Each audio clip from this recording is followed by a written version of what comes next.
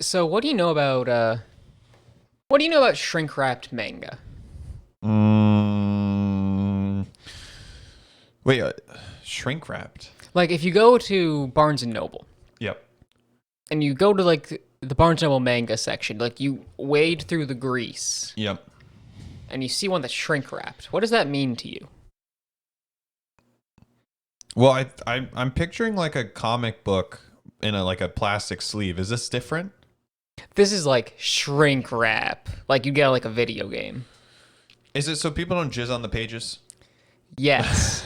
Only the porn is shrink wrapped. And this has been like a new development for people recently. Like I've seen it on TikTok, I've seen it on Twitter. People not realizing that the shrink wrapped ones, it's not because like they're really fancy editions. No, it's hentai, dog. I just realized something. Excuse me while I go. Garrett has to go sort through his manga collection really quick. And close the window. Yeah, I just remembered. I have a neighbor outside. Obviously, you saw him. Who I work with, and obviously because I work with him, I want to. You want to have a good impression. That and I know he was working outside on his bike, so I was like, I'm gonna be respectful. And you don't want to talk about hentai in front of your neighbors. Let's see if he wants to join our Bible Black Club. To be fair, we have talked about it at work before.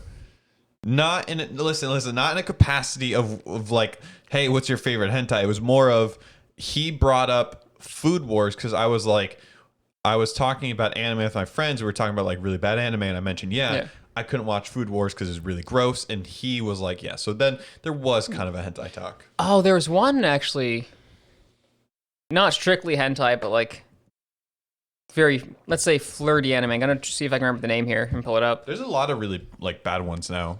Like fan service, there's like an incredible amount of fan service in like new anime. But a bunch of weebs were mad because they had a character who's like young. Are you talking about the new one?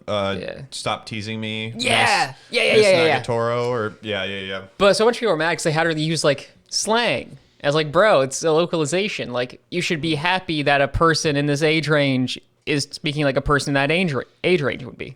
Hey, what up, Dan? What up, anime? I just realized I should. Yeah, I didn't have chat like tabbed open, but I do have like. Yeah, I'm gonna pull it up now because now I've just realized I can't like read chat actually. So. Wow. What's up, guys? But yeah, so a bunch of people were mad about that, and I was like, hey, you're now tweeting just porn at people. Why are you watching in the first place? B, like this isn't something to be mad about. Like, oh no, there's slang in my porn. I mean, they said sus. I'll be honest. As someone who watches a fair amount of anime, porn. Yeah, I mean, not continue. Anime, not continue. Unrelated. Anime fans get really upset if you do anything to change like the source material, and then they will like defend it to the death, even if it's fucking incredibly shitty, even if the source material is so fucking vile and disgusting, they will still be like, you're ruining it. Like, what are you doing, bro? Like, if we could not have like fucking implied tentacle rape in a SAO, that'd be great. I mean, SAO wasn't good to begin with, but SAO was good until it got to that part. That was, I think, season 2. Season 1 was fine. It was just about a kid who got in a video game doing cool stuff, and like a Dungeons and Dragons type thing. And then Tentacles got involved in season 2. Tentacles, and it's like, oh no, my sister wants to fuck me. Yeah. So anime was a mistake. This is what we started with. Welcome. It's May 7th. Hello. It is May 7th. May the 7th be with you. That almost fits. I almost feel like May the 7th. That sounds right. Yeah. My favorite is like making fun of Star Wars fans. That's my favorite thing, dude, like on Twitter. Dude, here's the thing though. Bad Batch just came out, and yeah, it's the perfect time. Well, I haven't watched Clone Wars. I'm thinking about getting into Clone Wars. Here's the thing, like Dave Filoni, like I like him a lot. He loves his like 80s stereotypes. So you got like the leader, the techie, the big dude who wants to blow stuff up, the chick. Well, like this isn't a knock, and so like these are like writing tropes and tools that are used all the time. Like I think Bad Batch is a 5-man band technically because they now have a chick.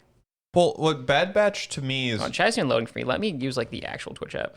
What Bad Batch screams to me and probably the idea came from the books, which predated the show and the games. Public Commando. Your tech guy, your sniper, your demo, I was and the leader. actually, funnily enough, playing Republic Commando in front of my girlfriend and her dad recently because I picked up on a ye olde Nintendo Switch. Went live, yeah.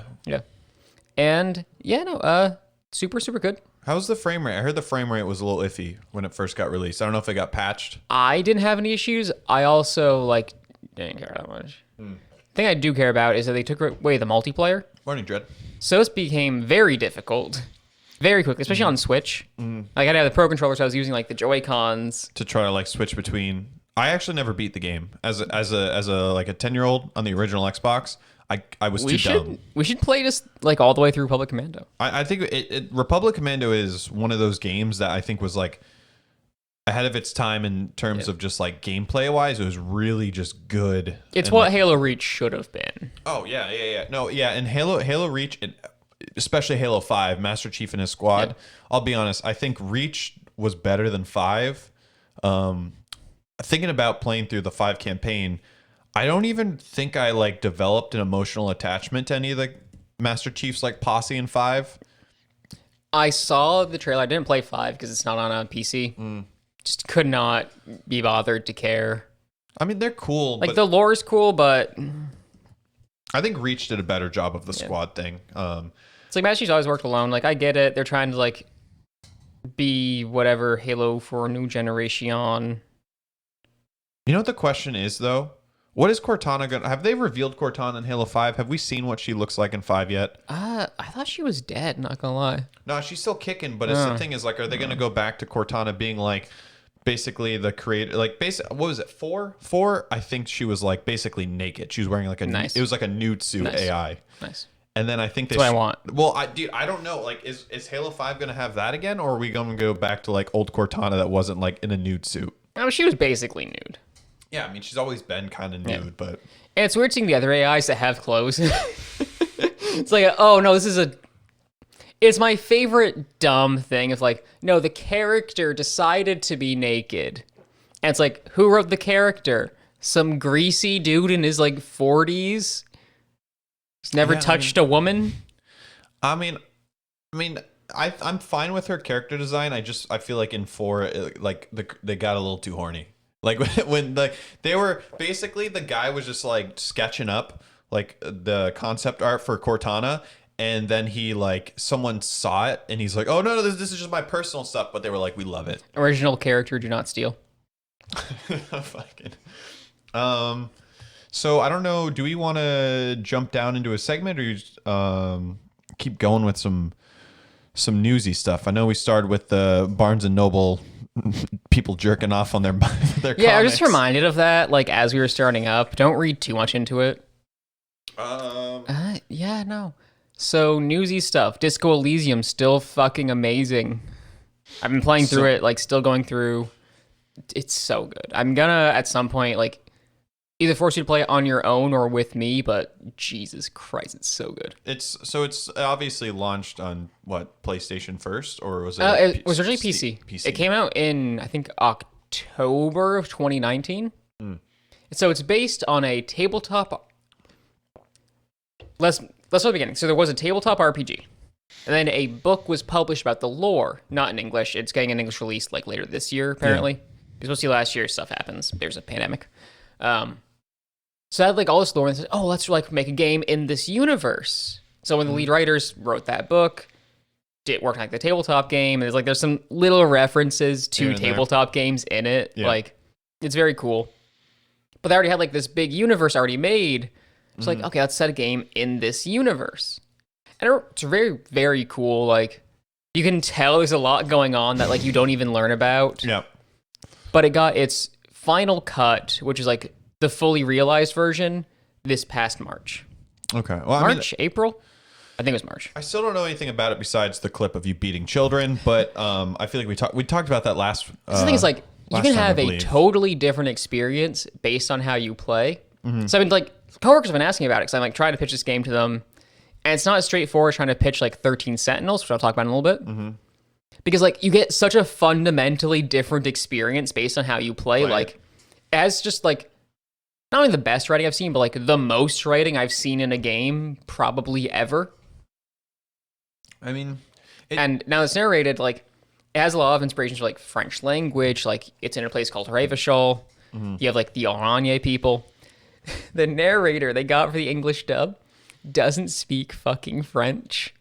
And sometimes like it's fine. He gets a lot of the pronunciation out, but sometimes it's like really obvious. they just can't say the words. I mean, that's He can say the word, but he can't get like the weird diphthongs down. I mean, I relate to that as someone who like plays video games and just recently started calling accolades. Well, accolades. Before I've been my entire life been calling accolades. I kept seeing the word and I was like alicodes. So I mean, as someone, I mean, this is a little different than like looking at foreign language, but as someone who has apparently pretty bad reading comprehension, or just like looking at a word and pronouncing it correctly. I think last time we talked about compilation. Yeah, I just my brain will look at a word and it'll be like, this is how I say it. Yeah. Forget everything you've learned. Forget everything you've learned growing up about the English fine language. Dining and breathing. Pronunciation, throw it out the window. Say it how you want to. Yeah. A news thing I kind of wanted to mention, which I think I've talked about, and I know some people know about, but this is pretty important to the podcast world and pretty important to me because I would listen to them every week, was Giant Bombcast is a bit of a shakeup. Alex Navarro, Brad Shoemaker, and Vinny Caravello all leaving the company, which are like, those are like three fucking huge players in the Giant Bombcast company. Kind of like almost... Right, like one of those guys like got fired and said, "Today I'm starting a company. Let's go."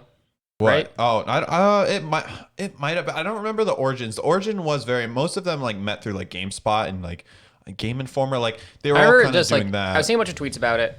I remember just one guy. So I'm going to do a quick login here. There's one guy who got fired, and like that was the like big inciting incident of it growing. Yeah, I mean, they've had so many like super talented people that have gone through the company, worked in it, and then moved on to like new things now. So side note, I finally no longer have a phone with a hole in it. Then I got the wrong case sent to me, and the new one's coming. It was supposed to be today. It's probably gonna be Monday. But I got the 12 mini in red. It's very nice. I like the finish a lot. New phone flex. As I hit it on the metal table. Smack it down. It's okay. Thanks to the ceramic shield, it's supposed to be harder than glass.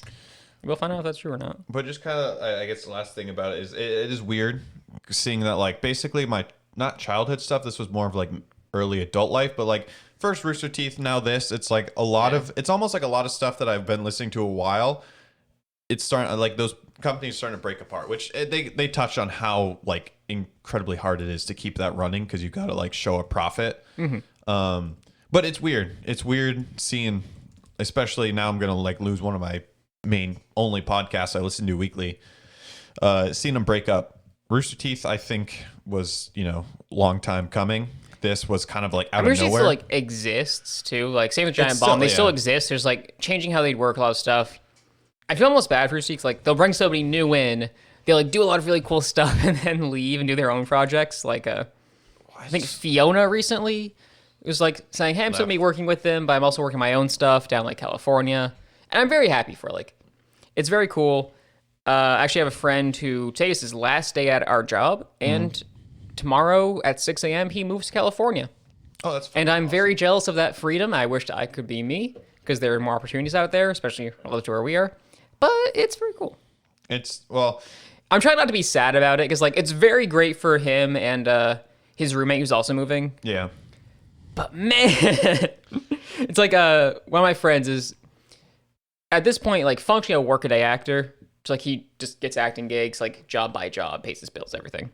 And I'm very happy for him. Like he's had a lot of great opportunities in life to be able to do this. Wish I could be me. It's difficult to do though. I feel like you gotta like. It wouldn't really be if proactive. you weren't up here. Yeah. Like where we are. I'm not gonna like dox this. Obviously, we are way up north. Any major city is like 2.5 hours away. Yeah. So closest one's in a different country. Literally, yes. Which you can't even go to. True. So it's very hard for like up here, anything at the arts, like we don't even have a community theater. That's how bad it is. Like there's just no interest in that stuff whatsoever. Like it's all manufacturing. It used to be like military stuff that's gone. So instead, we're just in like limbo.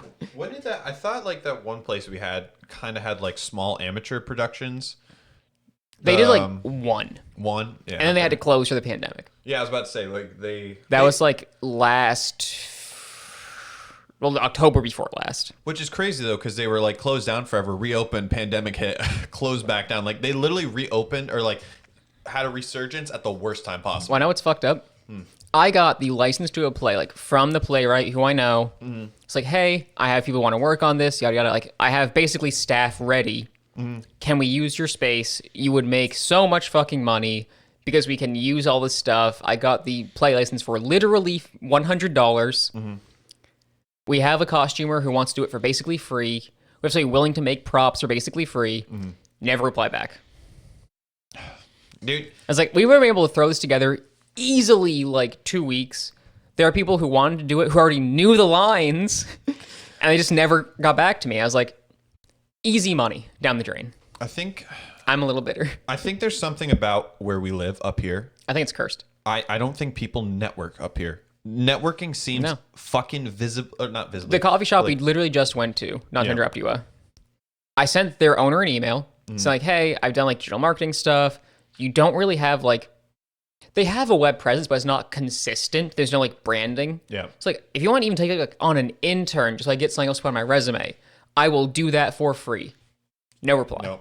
Well, here's the thing: is they're content with Facebook mom style posts where it's like someone will like reply on the Facebook like, "Really enjoyed my time," and they reply smiley face, and they're like, "We did it!" Like, that's it.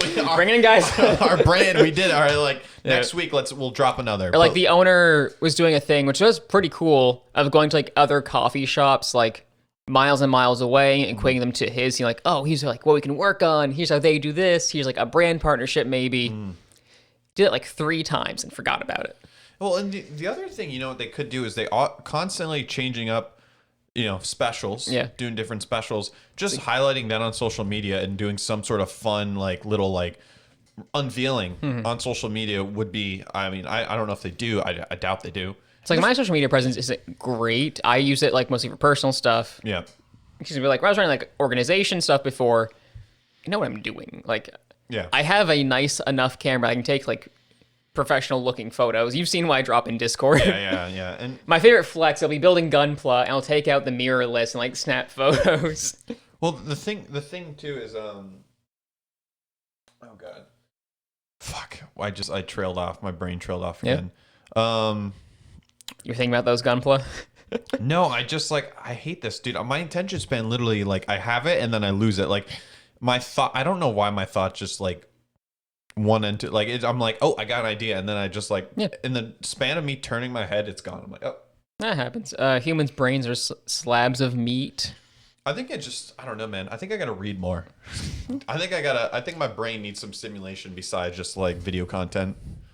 See, it's like we actually use that as a nice little segue to say I watch a lot of video like essay content. Like if I'm on lunch at work, I'll put in headphones and not like an asshole. Yeah. And I will like play a video essay. Or usually I'll get through like most of one. Or like if I come in really early or really late and like there's nobody in the store, like we're closed basically. Yeah. I can't do it when we're open.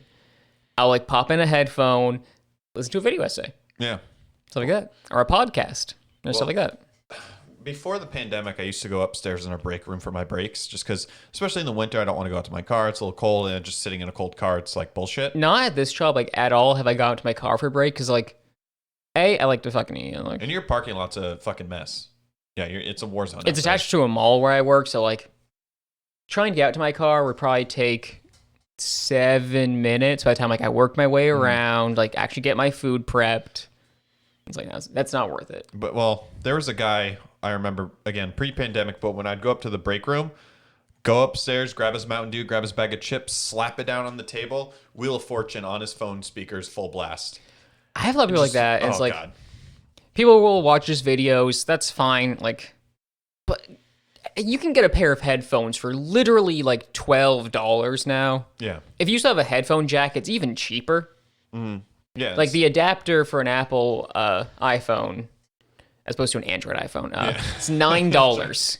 It's like more than once, I've been like, yo, I will literally buy you headphones so I don't have to listen to your shit. Yeah, it's. Nobody ever takes me up on it.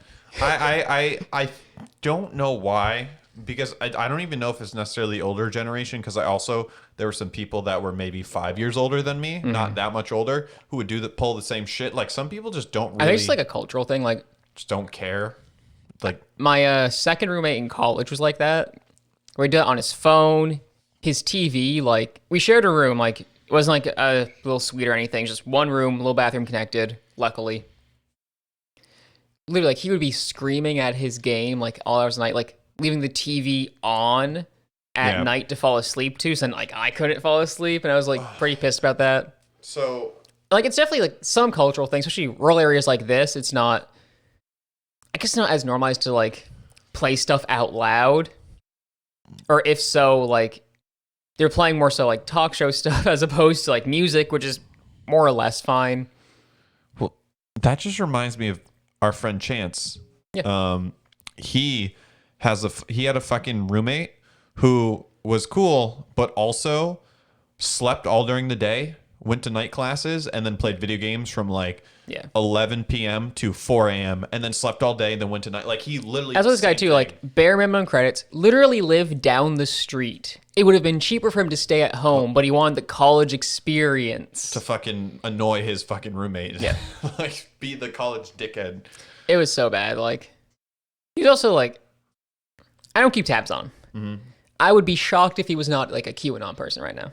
I know. I feel like there's anywhere up in this area, there's a good chance that like someone conservative is probably QAnon. We got a large handful of those types. You know, it's weird. It's like, for context, we're in what's technically referred to as a micro city.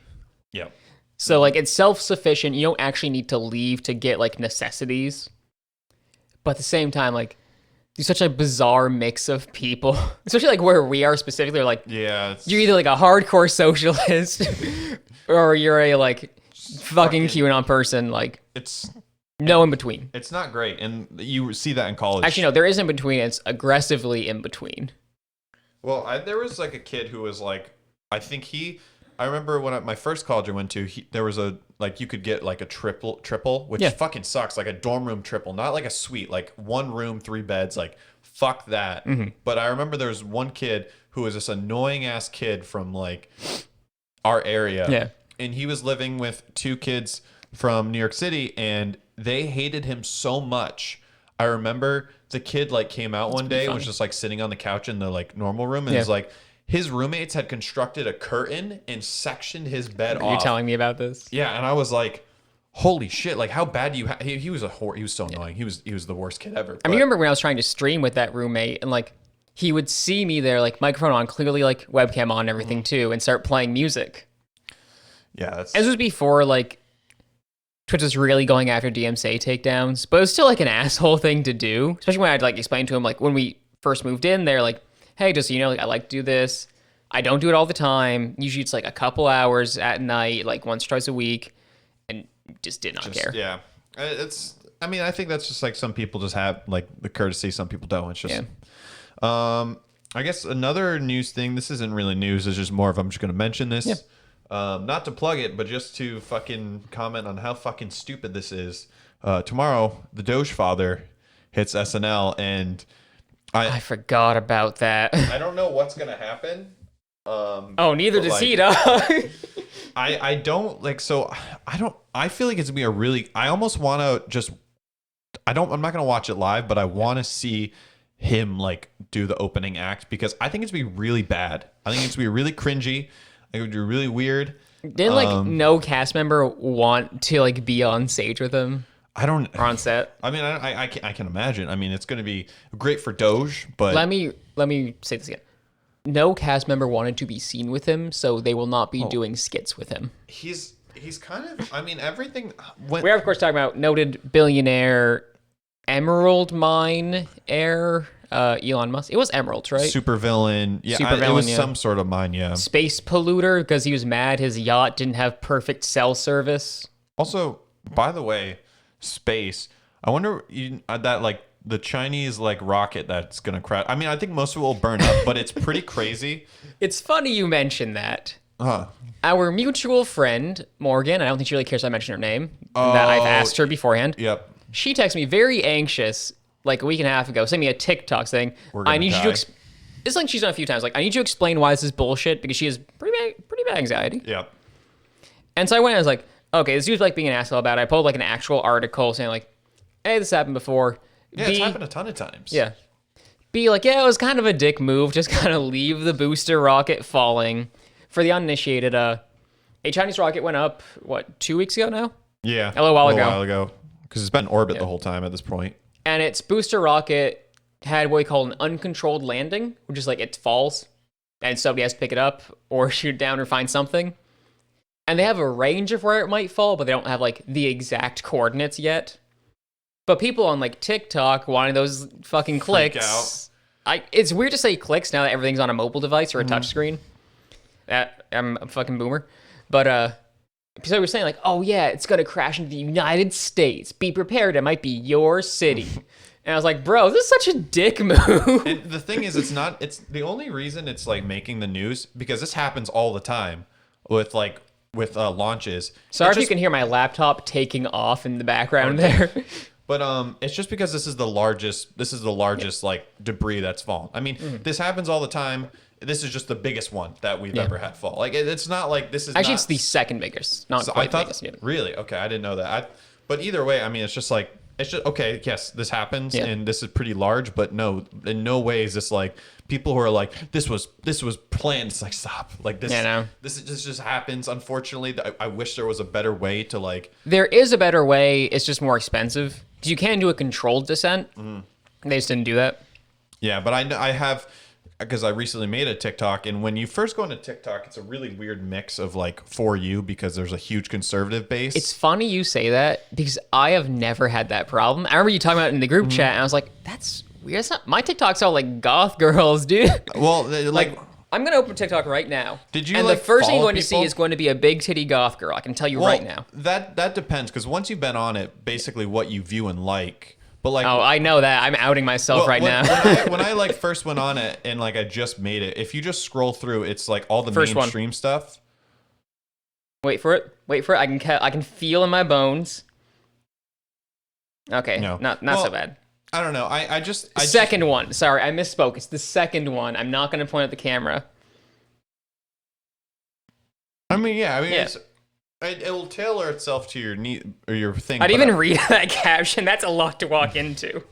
But I was just surprised at how big of a conservative base is on. It's a really like it's almost like Facebook moms like level of conservative. Like that many people are on it. It's definitely also like it's tailored to what they are guessing from like your username, any demographic information on your phone. I mean, mine's a tall bird. Like I want more bird content and less fucking. I mean, I have it now because I've been liking that stuff. And like TikTok has a lot of app permissions, which I don't love. Which is why I like iOS 14.5. I don't know if you have it installed yet.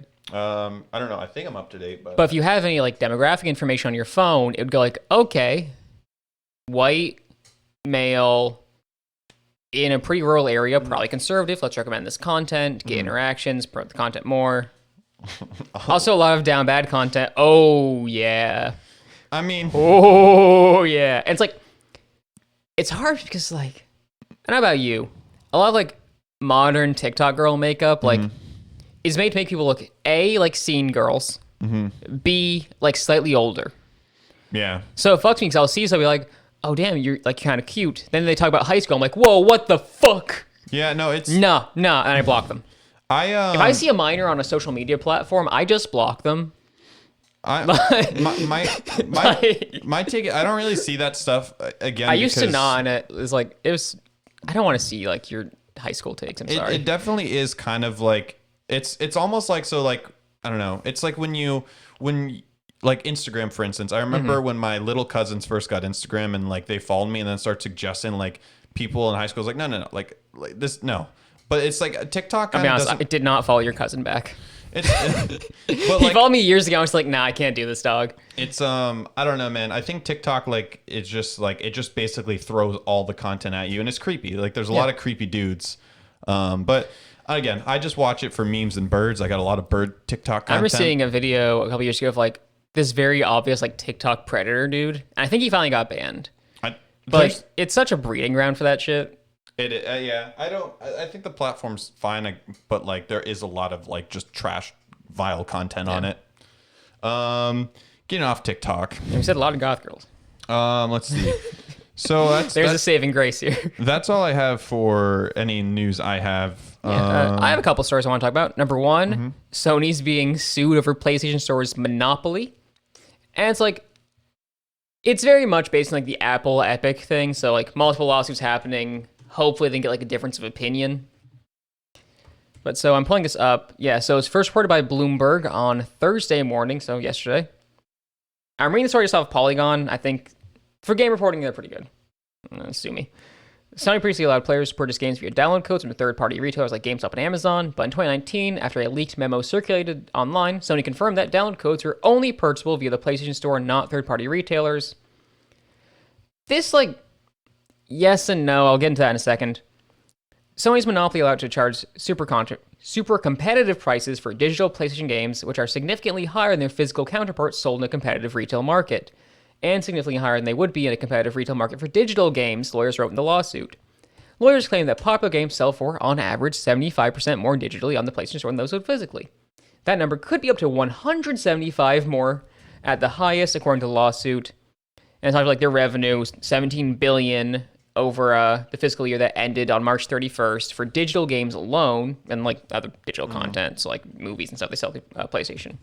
Mostly games, obviously. $7 billion of downloads, maybe due to overcharging, so over half of it, on the alleged monopoly. And like you can still buy, I don't want to say download codes exactly, it's not quite a download code, like retailers really don't sell them anymore. But you will still get download codes like for stuff. Like I think nowadays all they do is like you get a themed gift card. Like it's not so much as America. It's just, like it's really hard to explain this. But it's kind of like how a Nintendo card, you aren't getting a card for the game. It's the balance of the game that automatically brings you to that page and checks you out. It's a little weird. It's why like retailers get in trouble if they scan these cards and then back out because the store still gets charged. It doesn't get charged on activation, it gets charged on scan. So I caused a problem at our store because to activate our register in the morning, you have to scan something just like get it to boot up and like start reading. And I kept scanning this gift card. And so I cost probably like $600 over the course of a couple weeks. That was pretty funny. I mean, I don't really like... But you still get like, you'll get themes and stuff for free. You can get like I got a Gunpla model recently. And it came with a free Gundam theme. That's definitely included like in the price of the model. I didn't really care that much. Like I just wanted to build a robot. I just feel like I don't know. Like the monopoly. I obviously don't think this is gonna like happen. Like Sony's not gonna lose. I mean, I'd like to see a shift closer to what we have for PC, where like you can get it from anywhere, but you're really going to like one of 3 or 4 retailers, which have to be kind of competitive, especially with sales. Like, it also makes it great for game preservation. Because GOG exists, which I don't think you know is Good Old Games. Good Old Games, Great Old Games. I think it's Good Old Games. And they just sell, like, they have a couple new releases, but it's mostly, like, old games. So I remember, like, I got Guilty Gear through there, and I was able to get a Steam code for it. I got I got Mortal Kombat Collection through there as well. So I got like 1, 2, and 3 all through that, which you can't really buy anywhere else. Well, I'm definitely a fan of like Game Pass. How like Xbox has been kind of like doing like with Nintendo. I don't know if will Game Pass go to Sony? I don't know. Is that I feel like too big of a hill to climb. They're partnering a little bit with Nintendo. It's not going to like formally come to Switch, but I could see Switch wanting to use like their xCloud architecture. I just wish everyone would just I mean it's not so easy as just like, hey, let's all like work together, but it's there's a lot of like locking each other out and like securing exclusive content, which does make it a bummer for gamers. Fucking gamers. But yeah, no, I wish there would be more collaboration like between the stores and stuff, like because obviously you can do Game Pass on PC and Xbox, so I was like, I like exclusives as a concept. Like, it usually means they get a lot of funding. Like, all my favorite games are, even those, like, time exclusives. Like, I love Bloodborne. if Bloodborne was multi-platform, it wouldn't run as well. Yeah. Because you have to like adjust for all the different hardware, it's not like really specializing it. And B, it probably wouldn't have had like as big of a budget because studios weren't being paid directly by a manufacturer to be like, hey, put this on our platform. Yeah, I mean, I don't know. Sony never like it. Kind of usually rubs me the wrong way. Just with Sony is very much not just gaming. Like they are just a tech giant, like Microsoft, but. It's like they've made bad decisions. I'm not going to like pretend they haven't. The PS3 having HDCP, which you cannot turn off, is still annoying. So you can't play PS3 games on a 4 or 5. If you want to do it, you have to stream it. And it's a good service, PS Now. It's not ideal. And I've had connection issues. Like one time I was going to play all of MGS4 through PS Now. And the PS1 emulator section was broken at the time, so I couldn't. Well, it almost feels like sometimes it's almost like, what was Google's thing? Didn't they give up on Stadia already? I don't want to say they gave up on it. I think they got rid of all like the Stadia exclusive studios. Yeah. But I know they're still trying to license games into it. Sometimes I feel like Sony kind of... It finally has a search function. Fun fact, Stadia, until last week, I think it was like last Tuesday, didn't have a search function. I mean, I don't know who's been using that. I mean, besides maybe like... I got a free trial. I tried it. Okay. It runs well. I'm not going to lie. Like, runs very well. It's Google. Yeah, Google. Yeah. I mean, they have the servers, but... It's just... There are no games. Like, it's expensive because you're paying to use the platform and then you're buying games. And there are some that are like included. Like, I think Thumper was included. A couple other ones. But no, like, AAA games. Yeah, which... I feel like Google and Apple... Like Apple Arcade and now I guess Google like Stadia, it's very expensive. Like it's way more expensive to like go through their like, and also their variety is just not like it's not tailored for obviously like us who are like take a lot of like video game content from studios. They just kind of have like really broad stuff that's like, hey, we want to play some video games, but it's a little expensive. I feel like it's not. It's how they're trying to block out other services like. Apple does not want PS Now on iOS. They don't want like xCloud on iOS. They don't want NVIDIA. It's not Shadowplay, the other one. NVIDIA streaming service on iOS. NVIDIA is oddly good. Well, I haven't used anything. I mean, NVIDIA... I've tried out all but xCloud because I can't get a beta key. If you're out there, give me a beta key.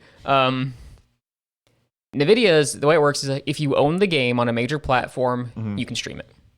That's it. That's all there is. I think you also have to like have to own NVIDIA GPU or have one like registered or something. Yeah. I own 2070 Super. Not really an issue.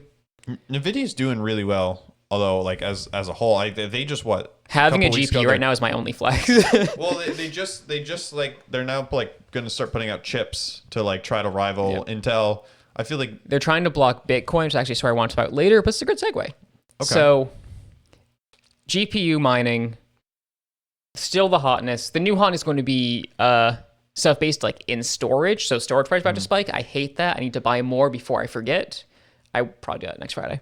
But so miners and scalpers are taking advantage of these cards, especially with like the 30 series launch, which has been abysmal, at least for gamers. Yeah. And there's some people like acting against that. Like Linus Tech Tips very notably is verified actual gamer, which is like they have codes and stuff like they ask you a riddle.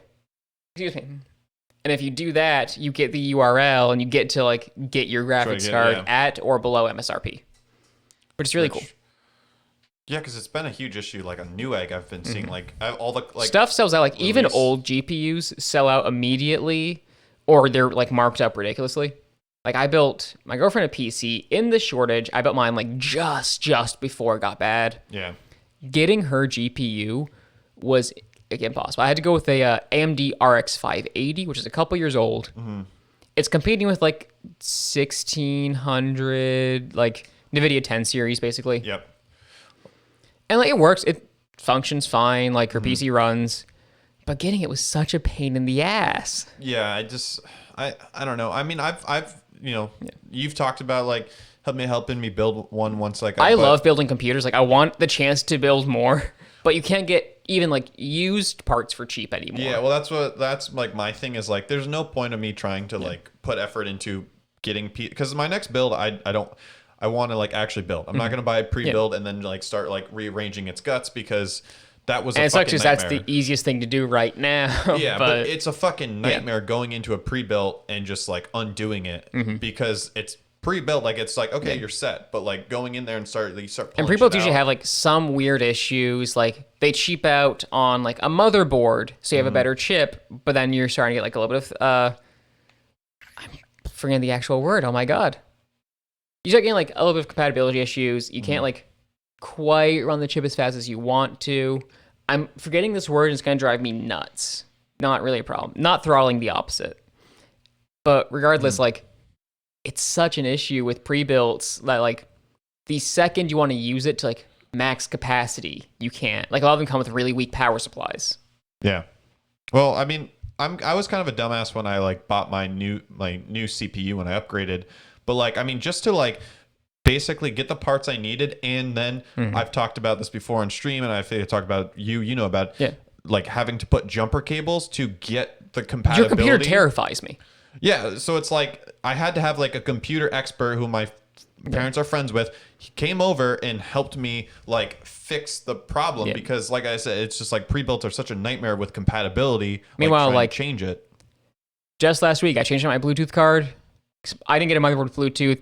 Sue me, I didn't care that much, and now I do. And I have some issues with it. It's a PCI card, but people just like crack open the side of the case, pop it in, close the side of the case, connect in. Yeah, I realized that I have this problem I've talked about a little bit last time, where when I have a lot of Bluetooth devices connected, I start having issues. I'm like, yeah, it's understandable. Then I realize it's not the number of devices. It's if I connect like specifically Sony audio devices, other things start losing connection. I don't know what it is. Like, I think I just might be compatibility issues with my chip, so I might get a new motherboard soon.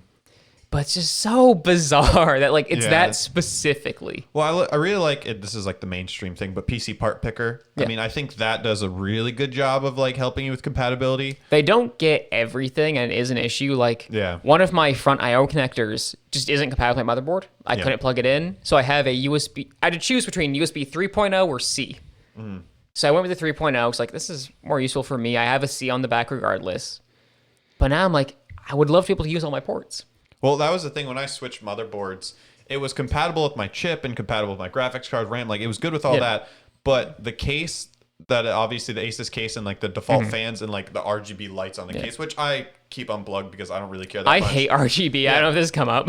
But it wasn't, none of that was compatible with my new motherboard, which was, again, one of the reasons why I had to use some jumper cables to get like the power supply like connected. Just because PC Part Picker. So like, you're supposed to do like the 30 pin or whatever it is. It does like the weird shape. Yeah, it's you know, it's one thing, but it's easier now because like more stuff is compatible with each other.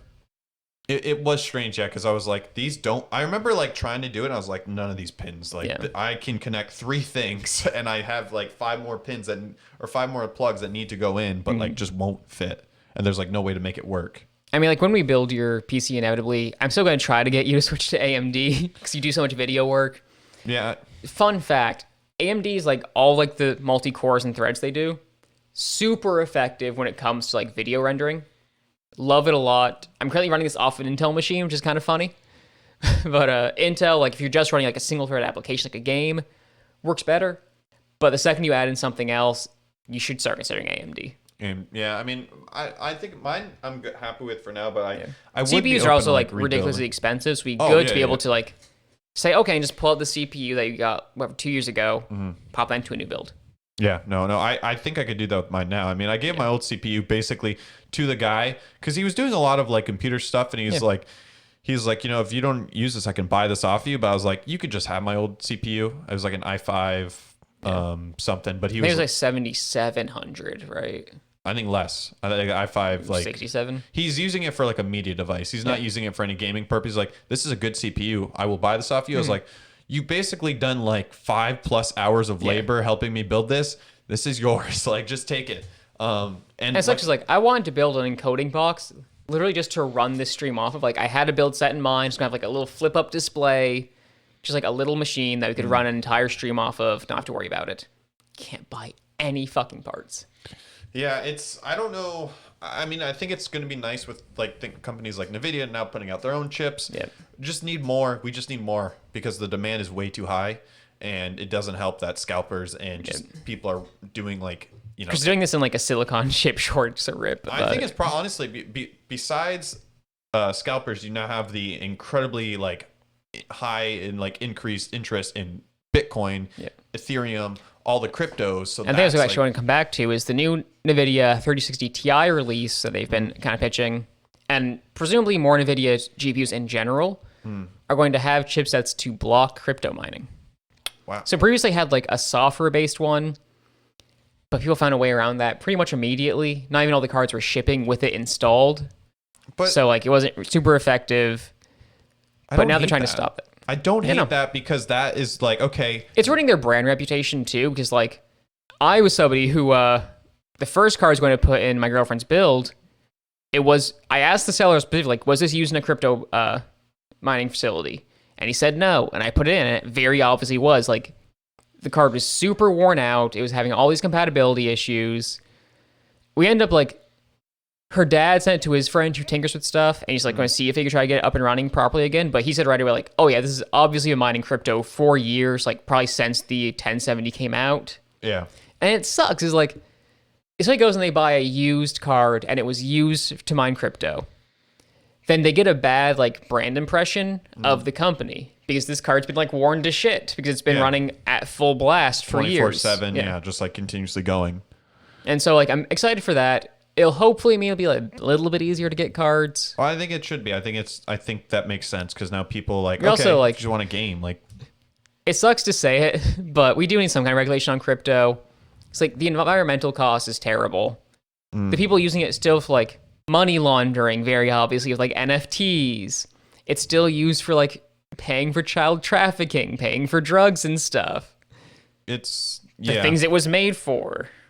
I mean, crypto's kind of like obviously still very new, and obviously with Robinhood and with all this like new interest and all these new coins and the ease of like buying it instead of having to mine it. Yeah, it's blowing up, and just because of like with Doge and Ethereum, like those two coins specifically, like shooting up crazy amounts in the past year, everyone's like money. Yeah, like and so the attention it's just getting like really kind of gross. And like there's new ones coming out that are like.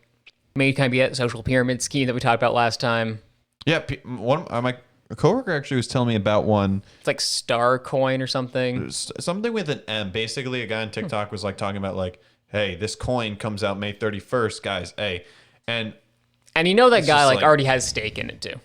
Yeah, I don't know, man. I am not really sold on all crypto. I mean, I think it's fun. I think Doge is fun, and I kind of like how. Like people are using Doge for everyday transactions, like that's pretty funny. Yeah, like sports stadiums, you could buy seats with Doge. Like it's almost just like not play money, but it's like okay, you can use this novel currency in practical use, which is kind of like okay, there's a use for it now. It's like if you don't have a crypto wallet, get fucked because you don't actually own it. Here, my daughter supposed to buy my black market bathwater. That's the thing too is like I feel bad because. CNBC had these old bank guys. I think it's like Warren Buffett or somebody. Not Warren Buffett. Somebody like who owns a bank. Is it JP Morgan? Wasn't JP Morgan? It was these two old motherfuckers. And they were saying stuff that was like, they were right for all the wrong reasons. And so my dad, I was saying to my dad, like, well, it's used for like child trafficking and stuff. Like, you don't want to be part of this. Yeah. And like enabling that. And he's like, well, they're just saying it's because they own the banks. They want the power. I'm like, you are so close to getting the point, but you are like just far off. I think there was JP Morgan. JP Morgan was also the one that like when Bitcoin was like first coming out, they're like, man, nah, like Bitcoin's nothing. And now they're like now they are like getting like Bitcoin. They're buying it because they're like, okay, maybe. It's like they always run segments on CNBC saying like, oh well, if you put $1,000 into Doge on January 31st, you'd be a millionaire. It's like, yeah, but that would have been insane. Yeah, that's insane people behavior. Well, it's also like okay, I want to buy something that's going to appreciate for certain. I want to buy real estate. Who has that like play money? Like I threw money. I threw money in Doge in like okay, and I use like money. I got in, made a quick buck, got out. Well, but here's the thing: like the $1,000, it's like who would have fucking thrown who? besides people who already rich have and like the money to well throw off, around. Yeah. like already have money. No one who like is living paycheck to paycheck can just be like, you know what? I'm gonna use these next 2 months worth of paychecks. I'm just gonna throw it all on Doge. Not eat, just Doge. You know, I'll just eat the Doge like virtually. I don't need to like eat actual food. It's like no one has that. So it's like, who is this for? It's for no one. It's just the rich people who just chucked money at this thing because they're like, ah, fuck it, got more rich, and the people who are like, you know, making some money, they're like, oh shit, wow, some money, cool. I put a little bit of money on Doge. They're not the ones that are millionaires. They're just kind of like, hey, I made $100. And like you see a lot of like. That's a great segue to something else, like the YouTube grift of like, look, I made all this money off of Bitcoin. You can too. Here's how you do it. Something else I want to talk about before we have to like, all right, I have to work at 4, so. Yeah. We have time, but I wanted to mention that now, so that at 3 when I'm like, yo, I gotta go, it's not a surprise to anybody. What's that? Oh, there's like this YouTube grift. There's a couple ones, so like, if you were to think of something that like a grifter would do on YouTube, what would be your go-to? Like, would you be like a tech bro, being like, oh yeah, buy Bitcoin? It would definitely be. Would you be trading CS:GO skins? It would definitely be something stock or crypto because that's such an easy. I respect people that. People don't understand it, so it's easy to sound like an expert if you just do some reading on it. A couple years ago, I've said like, I say a couple, probably like 5 or 6 years ago now, I would have said like, old school Nintendo, like Let's Plays, easy money. People will watch that shit. I don't know how or why. Whatever. Before that, I would have said like vlogs are pretty easy. They still are, but now nobody watches them really. Because a lot of vloggers are turning out to be scumbags. Yeah. They're getting exposed. Or they're just like so out of touch, it's not even funny anymore. Not everyone. Some people are fine, but there are a lot of problematic vloggers. Or like the low effort skits. Now I think it's divided amongst like 2 to 3 things. Number 1, people like, watch my videos to grow on YouTube, to grow on Twitch. Yep. And there are some people like do that, and they aren't saying like watch a video to grow, but they're saying like, hey, here's how you would use X hardware, here's how you do Y setup. Like a good example is Epos Vox. He doesn't say like watch my video to grow. He's like, here's how you would use like this capture card. Here's how it stacks up against the competition. Here's how to use this microphone. Here are like some honest thoughts on the sound quality. Yeah. Here's something people are going to get you to buy. Don't just blindly buy it and say, this is the thing I need. Yeah. There's not enough people that are like giving tips. There's too many people saying, do this. Yeah. Less people being like, if you do this, this could help. Which is, again, the grifting is not great. It's like, I've seen, just this past probably 2 weeks, I wasn't even like really searching for it, but I keep getting recommended videos from like all different people. All saying like, here's how you grow on Twitch in 2021. Here's how you grow on YouTube and TikTok in 2021. I mean, here's the secret to growing on Twitch. It is way harder now. Yeah. The answer is start 10 years ago. Yeah. Literally. If you want to grow on Twitch, you should have started a long time ago because it is. If very it wasn't hard now. Justin.tv when you started, sorry, it's too late. I mean, grifting for Garbucks. I don't know if my currency would not do well in this market. I don't even think a Garbuck. I don't even think I could grift Garbucks. That's like a Shrootbuck.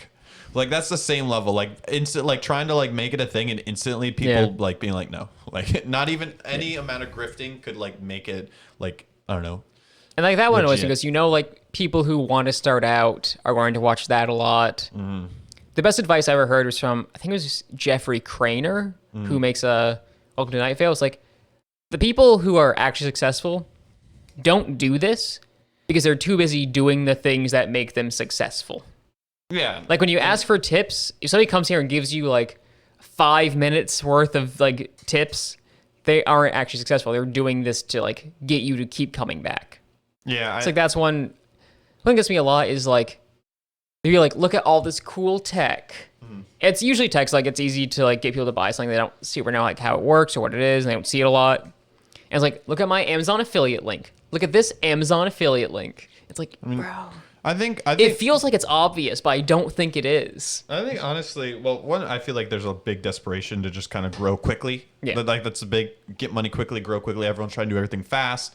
I think I don't know. When my advice always is just enjoy what you're doing, because if you're just trying to grow, not based on like something you love, if you're just like fuck it, man, I want to get huge. Yeah. Like, just enjoy what you're doing and have fun with it. And if you do that, people could come. Maybe they won't, but We talked about that's this the last best time way. too. Of like we've both seen like locals who we know. I'm sure people from like your college Yeah, too, like, and blow mine. up. Like, I mean that. I mean like they go and they're like, oh, yeah, I'm gonna become a streamer, and you see it, and so he doesn't really care, just wants like easy money because they Yeah. heard it was a way to make easy money. It's like they're sitting on their bed with like their laptop on a cabinet, like everything's out of focus. Their gameplay's out of frames. They didn't set up with like another screen or something to like monitor it.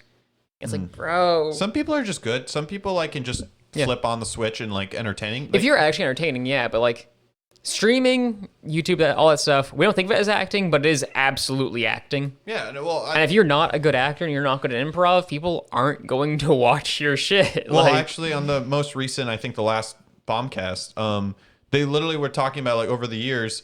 One of the guys Coffee. was talking about how some of like creating content is you could have a rough day, but then you have to get on Yep. and have fun and be entertaining because people are gonna watch your content for that reason. Like you very much sometimes have to act it and have Yeah. to like put on like a show because even no matter how you're feeling, and people don't understand like how mentally draining it is. Not to mention, plus you could be streaming for 6 hours. But then there's also streamers that are also doing like 5 hours of work here. Like basically it's like a total of like not a lot of 12-hour people day. who are successful are doing like just one thing. Yeah, they're like they're constantly Yeah. working on stuff. It's not just like, oh, I flipped on the switch for 4 hours, turned it off, go back tomorrow. Not everyone can do that. That's a much harder way to. And so it's kind of funny to me to see people who were like really big, 8 years ago, and they stopped putting in the effort and it just declines, or like they never put in to begin with, but like it was the right time, they were in the right place, they got easy, Luck is huge. excuse Yeah. me, easy success. Are we grifting right now or just? Yes. No, I don't know. Like, it's not like we don't also do other things. Like, I work on video essays just very slowly because I don't have a lot of free time. Yeah. I'm also still playing grad school. You're still streaming, obviously, like working full time to sustain yourself. Yeah, it's And it's a hard lot. if you work full time, especially like not on a set schedule. Yeah, if you don't have most retail jobs, you do not Yeah. have a normal schedule. You are like, It's like if you do, you're All a over the supervisor, place. so you need to be like a little stressed out all the time. yeah, it can be hard. Like next week, I have to work an overnight, and it's going to suck. And- That being said, I picked up because I need the money. creating content should just honestly be about creating content that you love, Yep. that you want to show off. Not like that. That's like that's what makes it easy. It makes it easy when you enjoy what you're doing. It's like I have a friend. She's already an actress. People use actors like gender neutral term now. I'm still like I switch between it. I don't I really was care about to that say, much. Recently, I've actually been hearing people refer to actor as like gender neutral. Yeah, it's a good term. Actress sometimes like it has this weird connotation. I'm not gonna get into that today, but she was already an actor. Like done a lot of theater, done a lot of like singing stuff, especially. We had some weird takes on music. It's still a good friend, but we've had like conversations about I'd be like, this is how we do it with instruments. Like, well, this is how we do it with singing. It's like, no, you should do it the instrument way. Like, that's what your vocal coach is telling you. Very funny. Good friend, Mary. You can find her over on twitch.tv/Cosmic Queen Mary. Same on YouTube and Instagram. And it's like she started streaming, like kind of on a whim. I was supporting her like at the time. I still support her on it, obviously. Like, still subbed, still like pop in. You know, I don't have the most Say free hello time. and yeah. Yeah. And she's blown up. Like, not a whole lot, but enough that she's now full-time content creator. Which is awesome. Yeah, it's really great for her. But it's like she already had years of experience doing other stuff and like other failures and so on. Kind of like, okay, now I know what I'm doing when I do this. Yeah. Which It's like I see a lot of YouTubers who are running that grift up until like 2016 with like Let's Plays where it stopped being profitable, who started taking improv classes. And we're talking about it, saying like, yeah, we started taking improv to like get better at what we do. Then they stopped doing that entirely. well, it's almost like not to. Well, actually, I got two things. One, speaking of plug-in, your good friend Mary sounds like a wonderful person. I kind of want to let's talk about future segments. I feel like you've talked about it. We're gonna probably start doing a thing called Creator Corner, something like along those lines, where we're gonna highlight creators and hopefully do interviews of creators who are doing positive things among the community and whatnot. So I want Kind of like a stuff we like segment that isn't like just look, it's this person with thousands and thousands of viewers. Yeah, like I was gonna be like, yeah, go watch Sips. Yeah. Sips is cool, but like, But you already know to watch Sips. you know to watch Sips. Yeah, so content creator creator corner is something I feel like a segment that we're gonna start doing to highlight maybe some stuff we find cool that is maybe not like, I don't know, it's not Sips levels, not XQC level. It's just like there are content creators doing really positive things that, you know, be like, hey, check this out. I mean, even though it's like we're highlighting it, us ourselves are super small, so like we're highlighting it in a small way, but we're gonna start doing that. And one of the things I appreciate with people who make stuff is talking about, like, I always refer to as like the little failures that make something good. Like, we've both made terrible videos in the past, and because of that, we know what we're doing more. Oh yeah. Like, it takes 100 blurry photographs to learn how to use the camera. Yeah, absolutely. Same like acting. Like, everybody I know, myself included, will finish something and be like, a year or two later, I wish I could go back with what I know now. And it's like, get ready for that feeling for the rest of your life. I think that is actual advice given to me from a professor once who'd been like a workaday actor. And I was like, fuck. But before I went to that segue, I was about to say, like, what you were talking about, like the Let's Play not being like profitable. It almost felt like, I feel like I say this too much, or I say this company too much, but like Rooster Teeth, almost thinking about it, almost felt like kind of a grift, like when their short team switched over, like different people writing shorts. It went from like just like random ass thumbnails and like fun shorts to all suddenly the YouTube, like, this is what gets the views thumbnail, and like those type of shorts almost felt like kind of like that kind of grift type thing, just like trying to be what's popular. I should probably be very clear. When I say grift, I mean somebody like who's like, yeah, I know, intentionally trying to make money off of somebody unsuspecting. I think it's actually like playing the algorithm a little bit and like what people tend to click on and trying to be like predatory in your business practices. Yeah, because like the grifting, like, and when I hear the word grift, I immediately usually think of conservatives, like people who are like playing the third one I was going to talk about actually is the like, it used to be reaction, now it's like specifically political commentator who like sits there just at like their desk or a lot of times on their couch too, and they'll just read articles to their audience and be like, yeah, that's fucked up, isn't it? And it doesn't matter which side you're on. Like, I've seen leftists do it. I've seen people on the right do it. Like, it's all over the place. Just so we like sitting there reacting to content all day. It used to, way back, it was like, feminist gets owned. And for a while, it was like just watching YouTube videos. And now it's mostly like political articles. Yeah, well, come full circle. I mean, there's like crazy fucking, like, I think like the biggest grifter conservative that I can think of is like Tucker Carlson. Went from like CNN, and like I'm pretty sure like MSNBC, like, and now just does Fox News, and is a shitty human being and is a vile fucking scumbag, but also Tucker Carlson totally of the Swanson fortune. Like, totally just he sells his product to the fucking like mass of like, it's like Alex trash. Jones does it too, where it's like, Alex watch my podcast, and like, so that's my best Alex Jones impression. You're gonna suffer this for a minute. It's like, buy my brain force pills. But like, we're waging a war against the liberal media. You need like, my penis supplements if you're gonna win. He said, don't get vaccinated, and then hey Dan, that's a great time to come back. He was like, don't get vaccinated, but also buy my COVID, like this will help you, buy my snake oil. It's like who's spreading that liberal snake oil? It's gonna make you a soy boy. It's like Jim Baker, who like would sell all of his food, and like those like giant buckets of like buy these like doomsday prepared buckets, like same type of like just fucking like grift, trying to get like hit the audience and just sell them a product. I love doing Alex Jones impression because like no matter how bad you're doing it right. he's just kind of like an interesting human to just like observe. There's a good podcast, much bigger than us, called Behind the Bastards. And it's basically, here's a person from history who's shitty. And they have like, I think it's a 3-part Alex Jones special. And they're talking about like, he used to talk normally. They played like a snippet. He used to talk like a normal person. It fucks me up. He didn't even sound like he was from Texas. But I was like, they're putting chemicals in the water to turn the freaking frogs gay. Yeah, I didn't even do the Texas thing there because I was thinking about the gay frogs. I mean, he's just... Imagine life just like a gay little frog. Like, how idyllic that must be. Like, you're chilling on your gay little lily pad. sipping your gay little chemicals. He's just like, dude, Alex Jones. Wish that were me. Like, he's just, I don't know, man. I guess he did early on was like sounded different. Like I feel like now he used to sound like a normal person. Now he's so into the character that he plays, he can't separate it from Alex Jones. You see that a lot with like streamers and content creators. Like, I was watching a video on kind of Jake Paul's history of making vlogs. Mm-hmm.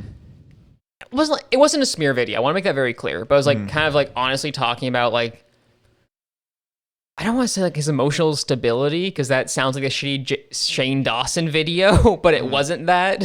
But it's kind of like talking about like how he got to the point that we saw of like the Suicide Forest video. And like that slow transition, you're like, hey, I'm playing pranks, kind of having fun, to buy my merch. Here's a song about buying my merch. Here's a vlog, which is just blatantly me plugging my merch. Yeah, it's... and you feel bad because like this dude started out of touch like everybody else who kind of gets famous easily, I should say, or like it doesn't seem like putting a lot of effort. Usually it's rich parents. Mm-hmm. If somebody is like famous before I eventually like 28, it's usually rich parents, or at least parents with good connections. Like, not to drag her because I think she does do honestly a lot of good work, but there's somebody I went to school with. And in like her final presentation we had to do for one of our senior SEM classes, I had to take 2 because I had 2 degrees. That's my flex of the day. We had to talk about like the rhetoric of a piece of media or like an artist or something, and she talked about Billie Eilish. It's like she does it all herself. Like she wasn't there's nobody. It's proof that like anybody can do it. And I was like, cool. Hey, I need you to open Google for a minute. It's like, okay. This was during the Q&A. Yeah. I wasn't like doing this in the middle of the press. I wasn't that much of an asshole. It's like, I need you to look up who her mother is. Do you know the answer to that question? No. Let's do this live on air, actually.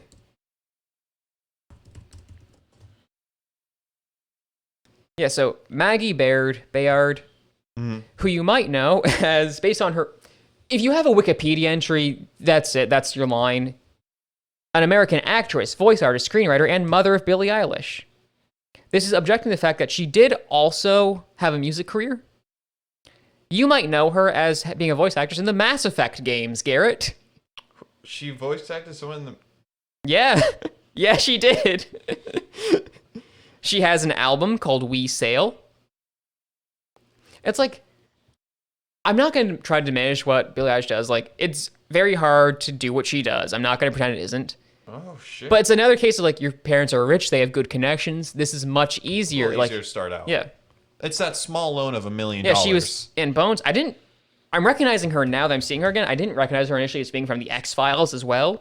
I really like the X-Files. She starred in her own film. She's in the music video for her daughter.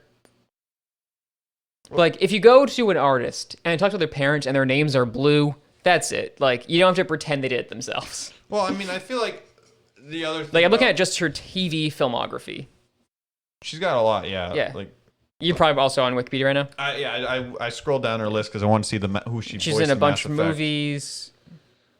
But I feel like she was in Ice Age, A Mammoth Christmas, so that's all you need to know. Like, there's also like though a level that even like she's in Vampire the Masquerade. Some people do start out a little easier in life, but there are like she's in Final Fantasy. She got that fucking Square Enix money. But Billie Eilish is still talented. Yeah, like even if she started out easier, but she had like.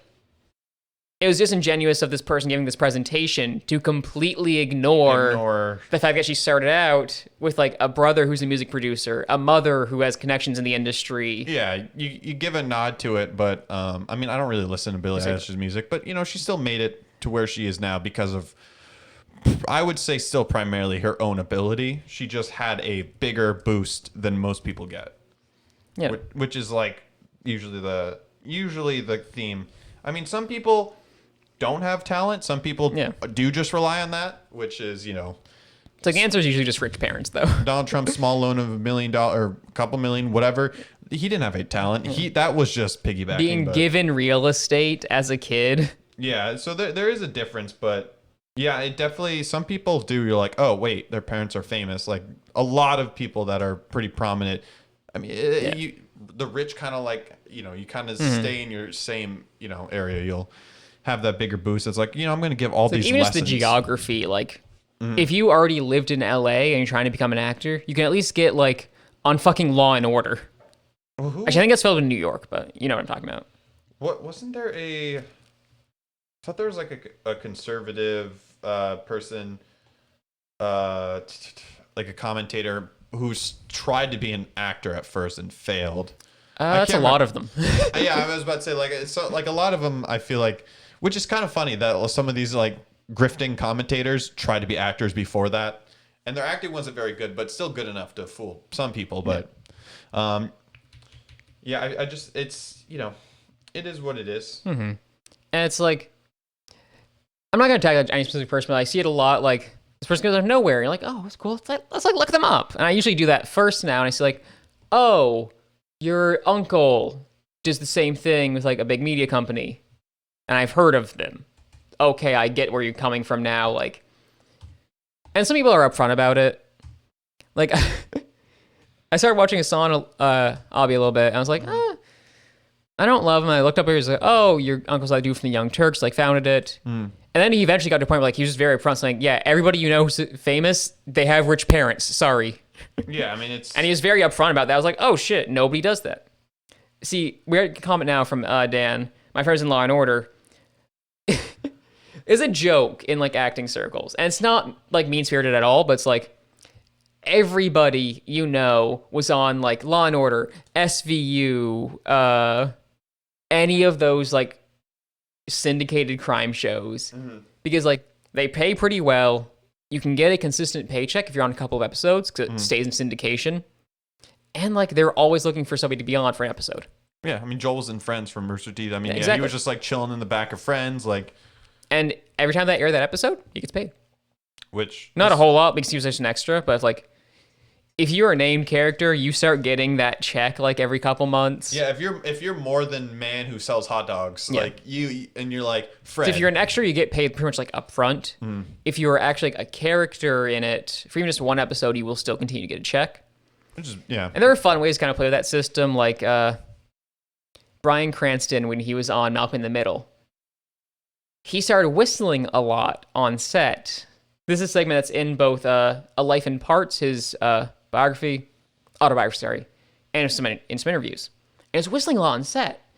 And one day, one of like the tech guys, I think she was like lead grip or somebody who's in the union, he was only in the acting union, was like, hey man, register with the musicians union. It's like, what do you mean? It's like, you're whistling on set. If you register with the musicians union, they have to pay you for that. And that's super cool to me. That like he registered with the union, and he said what he would do is like every couple weeks he would get a check for like $80. Just because he was whistling on set. Because he's whistling like a couple. Well, he's whistling like while they were filming. Oh, okay, yeah. Like his character was whistling, and so he'd get like $80. He'd throw like a little party for all like the tech guys. And that's really funny to me. Yeah, I was about to say, because $80 for him probably isn't like a it's whole nothing. bunch, but it's fun. It's fun like, to be like, okay. Get a couple pizzas, get some beers, have everybody over. Yeah. Or do it like on set. But it's funny because like everybody knows somebody who's on that. And like when you're like a high school, you go, oh, that's so cool. Or like early college before you realize that like everybody you know has done this. Like my friend Spencer was in Succession.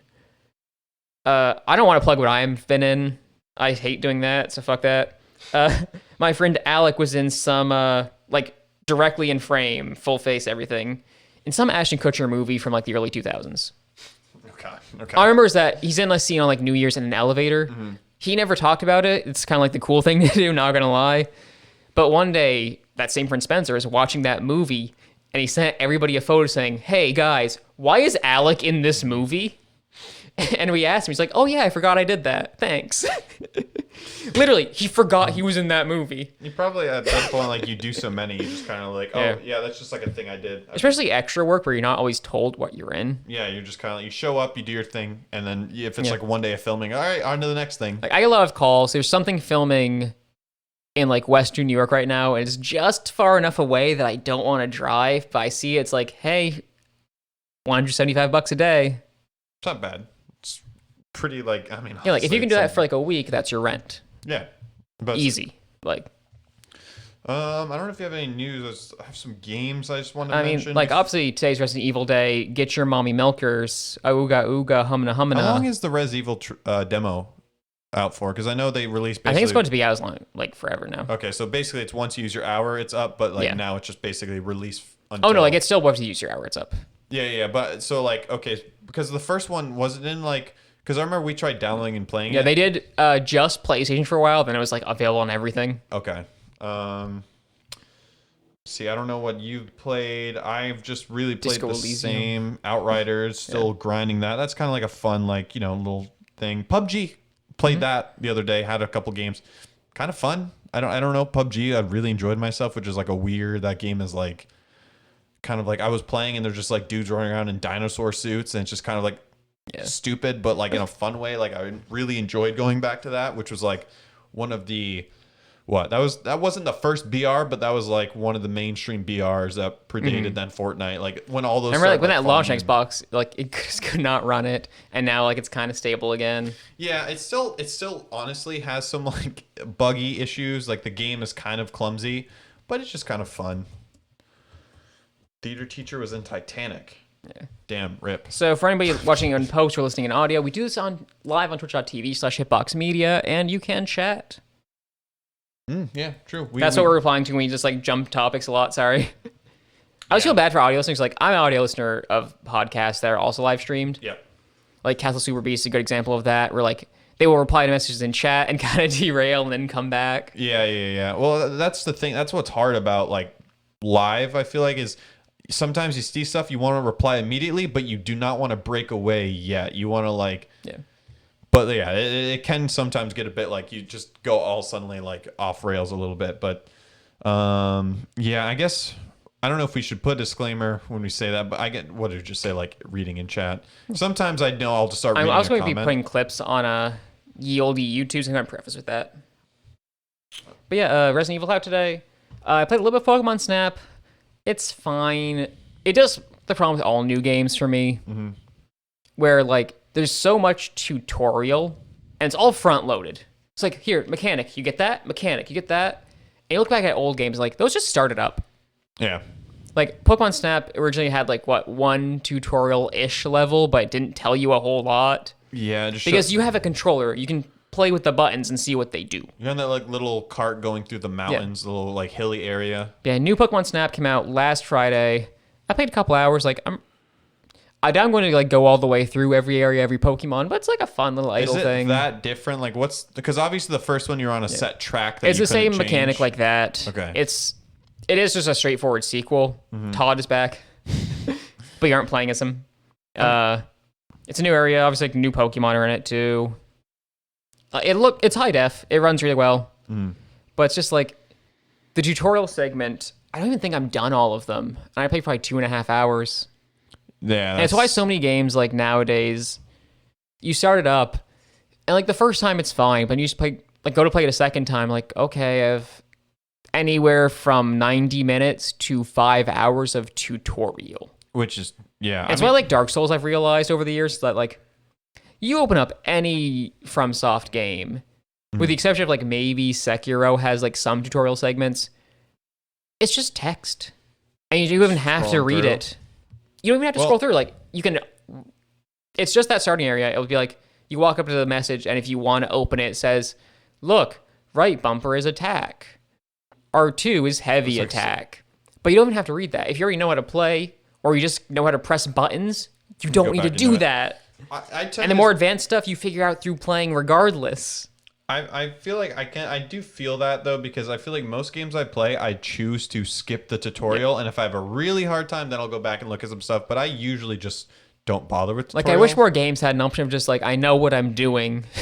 Yeah. Look at the Parks and Rec bit of, I know more than you. Well, that's what I like about like Outriders. You can basically, once you do it the first time through with your first character, when you make new characters of different classes, you can skip the entire like hour-long tutorial. It's like Fallout New Vegas kind of got that, where it's like, you don't have to do that first mission with Sunny Smiles. Granted, if you do, you get easy experience, so it's worth still doing for a lot of people. But if you don't want to, like, you don't have to fucking do that. You're just, it's a boring mission. But if you start up 3 or 4, you have to go through, like, all the Vault stuff, all like the first 3 town. is terrible with the dad. I mean, I love Liam Neeson. There's literally a mod on PC which edits out the opening.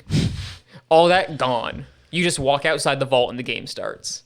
I mean, yeah, I do agree. I think we're seeing more of that though with new games, but it definitely some games do kind of like it's like when you have like when you write a paper and there's just too much filler. It's like just like give them the meat and potatoes. You don't always need to like make it so in depth. Like sometimes that actually takes away. So one thing I've been learning like making video essays, and good advice I heard once I will never let go is if you think you're done with something, cut off like 10%. And then look at where you are. Yeah. So I made one recently. Like one of the feedback I got a lot was like, "Hey, you know what you're talking about for these segments? You always like made these cuts. Then you have like weird gaps for like a joke you clearly threw in after." And I was like, "Yeah, that's good advice actually. Fuck that." No, it definitely is. Sometimes you just inadvertently add filler, or like you're adding if you're not comfortable with something, you're going to throw in like something to make like you feel better about it. Yeah, and it's not always good. You'll become you become better editors like as you edit more of your own videos, edit more of like stuff. Like you'll slowly get a feel for it. But yeah, I feel that because there's definitely a lot of like there's too much filler when you first start out. You're like trying to like I said earlier, like I like video essays a lot. Like it's most of the videos I watch on YouTube. Mm-hmm. And like there's this bit with video essays that I don't think it's intentional, but a lot of people like will make the 40-minute to 2-hour videos. Mm-hmm. And a lot of them don't have to be that long. And there's some guys who like started doing that, and I had to stop watching like entirely because there was so much just nothing. Yeah. Like this one guy, I forget his name, but he had a series called X Didn't Just Die, It Was Murdered. And he made other content too, but he started like expanding on it and putting in so much filler. Like all of them could have been 5-minute videos that were like 25, 30 minutes. And I was like, I cannot physically watch this. It's going to make me sad. It's like, okay, like move on, please. Yeah. Like you're going too far. Like stop. Or like if you're just saying they're stating the obvious. So like the professors I really liked in college were the ones who'd say like, okay, I don't have a set length of this paper. It's as long as it is. Just don't give me 15 pages of bullshit. Sometimes I would do that as like a joke, but it was obviously a joke. I mean, I did that in high school with advanced writing class, and then I got a 40 for it, and I learned the hard way that like when the teacher says don't do it, like maybe don't fucking go. Like don't try to be like, oh, this is hilarious. Yeah. Sometimes it is, but like know your audience. Yeah. The teacher's like, okay, 40. Yeah. Like shit. All right. That was a hard class too. Like I ended up swapping out. For context, that was a class where you were graded not on your content as much like your actual like grammatical ability. It was huge, like it was grammar, actual English grammar and writing. Super good. My first paper I got I think like a 70 something. He gave out only like a handful of 100s ever. My second I got a 98, and then I swapped out to creative writing, so it was an easy 100. Yeah, I swapped out because I went to Germany. Yeah, and it was like easier. It just that class had a course load that I just was like, I don't want to. He was sex. I was still taking classical myth with that same teacher. Mm-hmm. He's like, you could have gotten a 100 in this class probably. I was like, yeah, but literally what I went was and I feel a little bad about it now because he was clearly trying to like egg me on. I'd be like, no, you can do this, but I was just not having it. Let's see. But I remember like he was very excited to give me that 99 on that second paper. And I was just like, I'm transferring. Yeah, I think I did like an independent study and just did like college essays.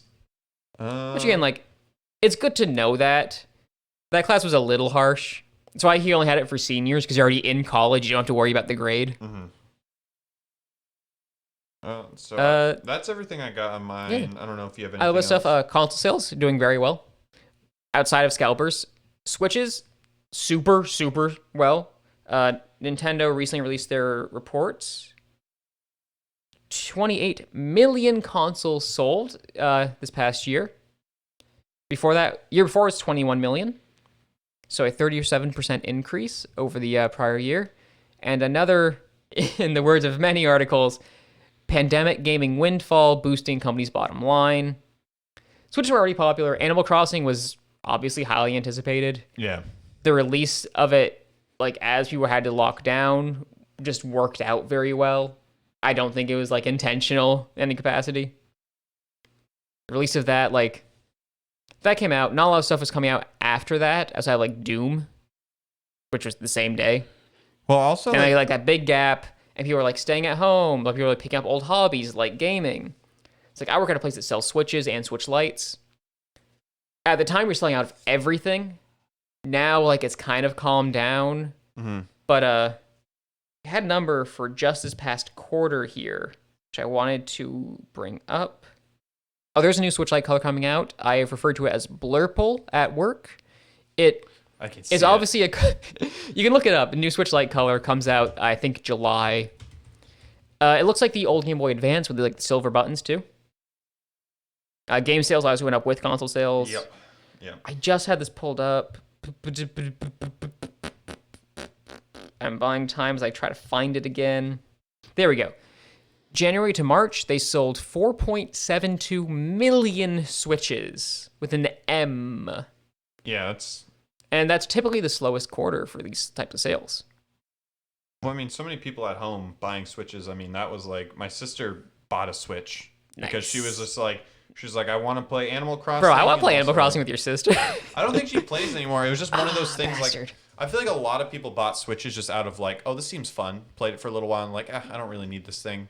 But like it was a great device to have during the pandemic though. If you're bored, it's just Nintendo games are so fucking expensive and rarely go on like big sales. Yeah. So Same thing we were just talking about with Sony. We're like, people don't have this problem with Nintendo exclusives because usually they're developed like in-house. But it's also like, the games, like they go through so much rigorous testing. Like, yeah, they're worth the $60 still. Not always. Like if you buy an old Pokemon game, you're paying $40 top or minimum. Yeah, it's a lot. That's why I kind of was like, I don't want to pay 40 to 60 for every game, and I also don't like super play it as often as I do like an Xbox or whatnot. It's like I use my Switch a lot. I also like, I shouldn't say a lot. I use it, but not just for exclusives. Like I do play a lot of exclusives or like stuff that's also multi-platform, but like it plays best on there. Or like it wasn't on the platform in the past and it got a port. Like No More Heroes 1 and 2 is a great example. Yeah. Where they got like up-resed. 1 was on Wii, 2 was on like PS3. They both run great on Switch. Disco Elysium is coming to Switch this July or June. I think it's July. Looks like a game that would be good for it. Yeah. I was hoping it'd be out there sooner. It's also coming to Xbox around the same time. It's already on PS4 and PC, obviously. But like, it's great for that. Obviously, still first-party games coming out. They do like pretty much one a quarter. Yeah. Well, Mario Party just released multiplayer for the first time. Yep. Online multiplayer. Yeah. After what though? Like a year of it being out, 2 years. Like it was out. No, longer. It was out like pretty shortly after the Switch came out. And then it was like, all right, here's multiplayer online. Like there you go. It's like, wow, this is like just now. I think they're slowly learning. Like a lot of Nintendo's executives are older for the field. So I remember like when the Switch Online was coming out, there was a memo that circulated that eventually got leaked saying that like to the new people, hey, don't use terms like Xbox Live and PSN. They literally don't know what that means. And it's like, okay. And have to explain. Well, I mean, yeah, Nintendo, I feel like. So all these guys have been doing this since like the 80s and 90s, early 2000s. It's a unique company. And, you know, obviously the. It's been around for literally over 100 years. Yeah. So, and they. Just shifting with the times. So, but now obviously Nintendo's definitely, shifted with like the new people they brought in, and it's like they used to make trading cards. Before that or after that they had like just little household toys, and they slowly moved into like electronics. What was the first Nintendo electronic, like the NES? NES? Yep, Nintendo Entertainment System. I think their handhelds have been like their biggest, like I mean absolutely. The Wii the sales of Pokemon alone have pushed the handhelds like to a totally new degree. Nintendo kind of rules the handhelds. I wish PSP. It's like exclusives. Like everybody has at least one Nintendo game they are particularly fond of. Oh yeah, yeah. I mean, you growing up, you like whether it's a Mario or it's a Pokemon or Zelda. Like a Zelda. Yeah, you probably played a Nintendo game. Maybe people today. I mean, I guess Switches. You know, kids our day. Switches. That's their handheld. Yeah. The great thing is that it's both. yeah. Like unless you have a Lite. Like if you just get like a normal ass Switch, it is both console and handheld, which is like pretty. It's And a I've met fucking people good, who have both a normal Switch and Lite. which I guess a Lite's good just for on the go. The Lite, I have one complaint about it, and it's that it's not as portable as the PS Vita. Because the Vita and PSP, for that matter, had like the recessed thumbsticks. The Lite has like the full ones that still poke out. So It's like if they had recessed ones, you could probably fit it in your pocket. You Yeah. still kind of can, but I took my PSP with me everywhere. PSP's probably one of my favorite handhelds. Like a top. it was like genuinely before its time. I wish the Vita sold better. Yeah, it's kind of. And what I bought one for Persona 4 Golden, finished it, and returned it. it was. Well, like resold to GameStop, but I think that was like the first Sony thing I bought. Like I was just like PSP. Like it it's was really super good. Like I had great games. A lot of them have been ported into like PS4, PS3, Yeah, it's or were ports of like PS2 games. Like I remember Battlefront 2 on PSP slapped. Battlefront. Yeah, well, I played Battlefront. Was it Renegade Squadron? They had a lot of PSP exclusive Battlefront games. There Like, were like 3 different type or Renegade, Rogue, and I think Elite Squadron. Yeah. But it was also riddled with like, all suddenly you join a lobby, a character floats up in the sky, shoots a sniper. Everyone in the lobby dies. Even if they're on that person's team, everyone just dies. We didn't have home internet, so my brother and I played to be over like the ad hoc connection.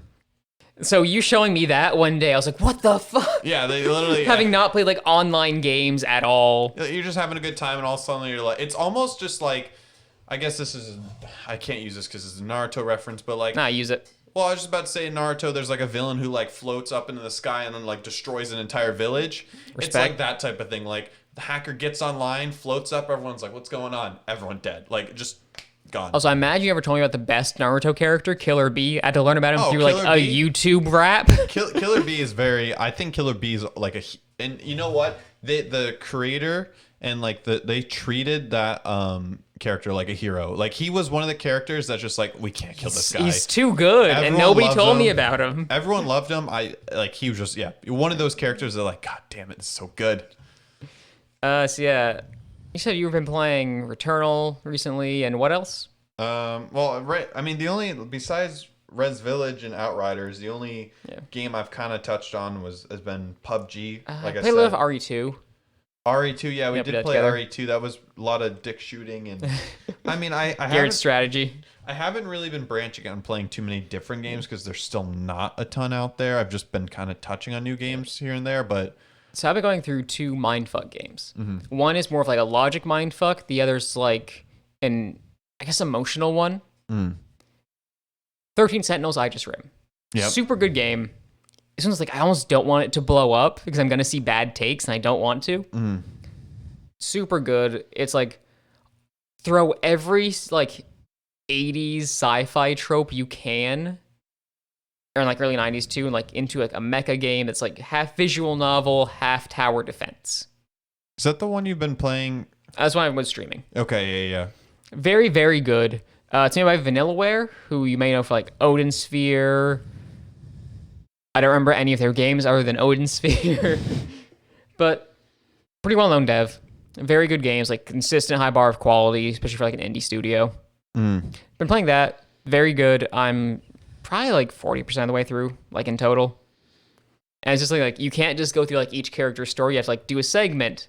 Do a segment with somebody else. Do a segment with somebody else. It's almost like Game of Thrones style, like book chapters where it's like 1,000 different characters, like you're going through each chapter. So imagine that, but it's not preset. Okay, so yeah. So like, no matter make how it you away. play it, you'll get the story in a different order than somebody else. Which is very... There are like hundreds of routes you can take, and that's just on the visual novel side. You also get plot in the tower defense side, which is like its own mode. And it's very, very cool. So like, it's not until you finish it that you get the whole story, and you get to like fill in the pieces. That's pretty... I mean, I've been like... I've lurked a couple times when you've been streaming it, but... It's very good. Wide cast of characters, all pretty different. Gameplay obviously like stays the same as a visual novel. Yeah. But like, there's so much going on at any given time. You have to like sit there and think about what this means. Well, And it's like different. I don't want to like give too much away, obviously, but like kind of different timelines, different time periods, especially is a big thing on that. And it's like, hey, I always want to equate it to Evangelion because that's like, I don't know if you've watched it, but it's like the mecha series for a lot of people. And there is a lot of Eva in there. Like look, it's different iterations. Huh. Getting the robot Shinji. I almost feel like the new Netflix show about the Black Samurai Yasuke. Dude, they fucking threw mechs and magic into there. I saw that. I hadn't watched it. I saw it on Twitter. I was like, what the fuck? And that was like the one use where I was like, man, mechs are cool and like, but like, damn, like you had at least, this could have been a real cool anime about like the only black samurai who just like was a badass and was like this, like showing the historical, like, you know, dramatize it a little bit, but like, you know, have it like be historical. And they're like, let's just throw mechs and like, I know, I see that a lot. Like, especially Netflix shows where like they don't think it can stand on its own concept, so they play with it. I can't help but feel like this was like partially Netflix's fault for like this being this way, because I've seen like most like comments would be like pretty good, but why are there mechs? Like it just didn't make sense in that situation. Just speaking about mechs, because actually that was the show I started watching yesterday, and I was like, oh, this is cool, and then like giant robots are out of nowhere. I was like, what? It's like the shows that Netflix has with very good directions are the ones that get more than 2 seasons. That's usually like their cutoff. Like, I liked BoJack Horseman a lot. Obviously, it's not for everybody. A lot of people were kind of at work roast before, like, well, it's just like talking horse and it's just like Family Guy. I was like, clearly you didn't watch past episode 5. That's like the bit that they get you with. There's more to it than... Like, it's Family Guy, but then halfway through the first season, you get consequences for all these actions, and then it keeps spiraling from there. And that's really cool for, like, an adult animated program where usually nothing has consequence. Yeah, it's just kind of like fucking like, all right, next episode, everyone back to ground. Back to the status quo. Yeah. So, like, there are a lot of tropes involved with that kind of, like, that particular subgenre of, like, adult animation that it kind of breaks. And that's cool. It got, like, 5 or 6 seasons. I haven't watched. I feel like you've talked about it a lot. I've just never. It's very good. It's not for everybody. Yeah, I mean, much like Evangelion. On top of that, like Castlevania is another good series. Like every now and again, I feel like kind of like missteps a little bit. Like I wish it was more of like an anthology series, like the games are. It kind of confused me. The animated series on Netflix, like some of the seasons, I was like, what's going on? Like it felt kind of rushed. Yeah. Castlevania, like season 1, they did not have enough budget. 2 and 3 are fantastic. 1's still like very good, but you can tell the line of like, okay, we're gonna stop here because this is like where the game kind of starts. Yeah. So if we stop here, it's okay. And I think they got renewed for like the second season after that, after like a little pause. Then after that, they got renewed for like 3 and 4 at once. And then wasn't there a live action one too? I don't believe so. There's a live action... They made like a Dracula series. I think it was with the BBC or something. Or was it... Yeah, there was something... I think it was Dracula. I didn't watch it. Not good. I know other stuff the writers have worked on. I wasn't a huge fan. I was like, I'm not even going to give this time of day. Yeah. Dracula's one of those things I have a lot of opinions about.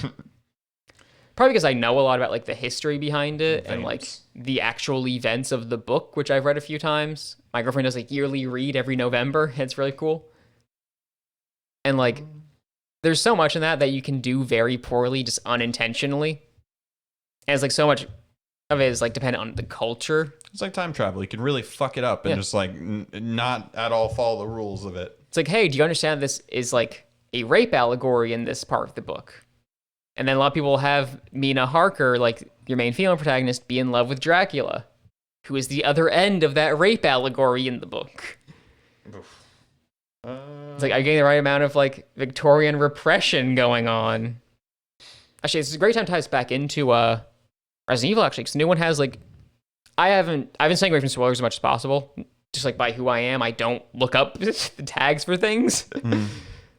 But like, new vampire ladies, hot, badonkadonk, mommy milkers, auga, dummy thick. Trying to get as many buzzwords in as possible. It all out. Yeah. I was like, if not vampires, and vampire coded. And they're doing this thing in the trailers where, I don't know if Chris Redfield is a werewolf, but they're putting him like alongside all the werewolf stuff.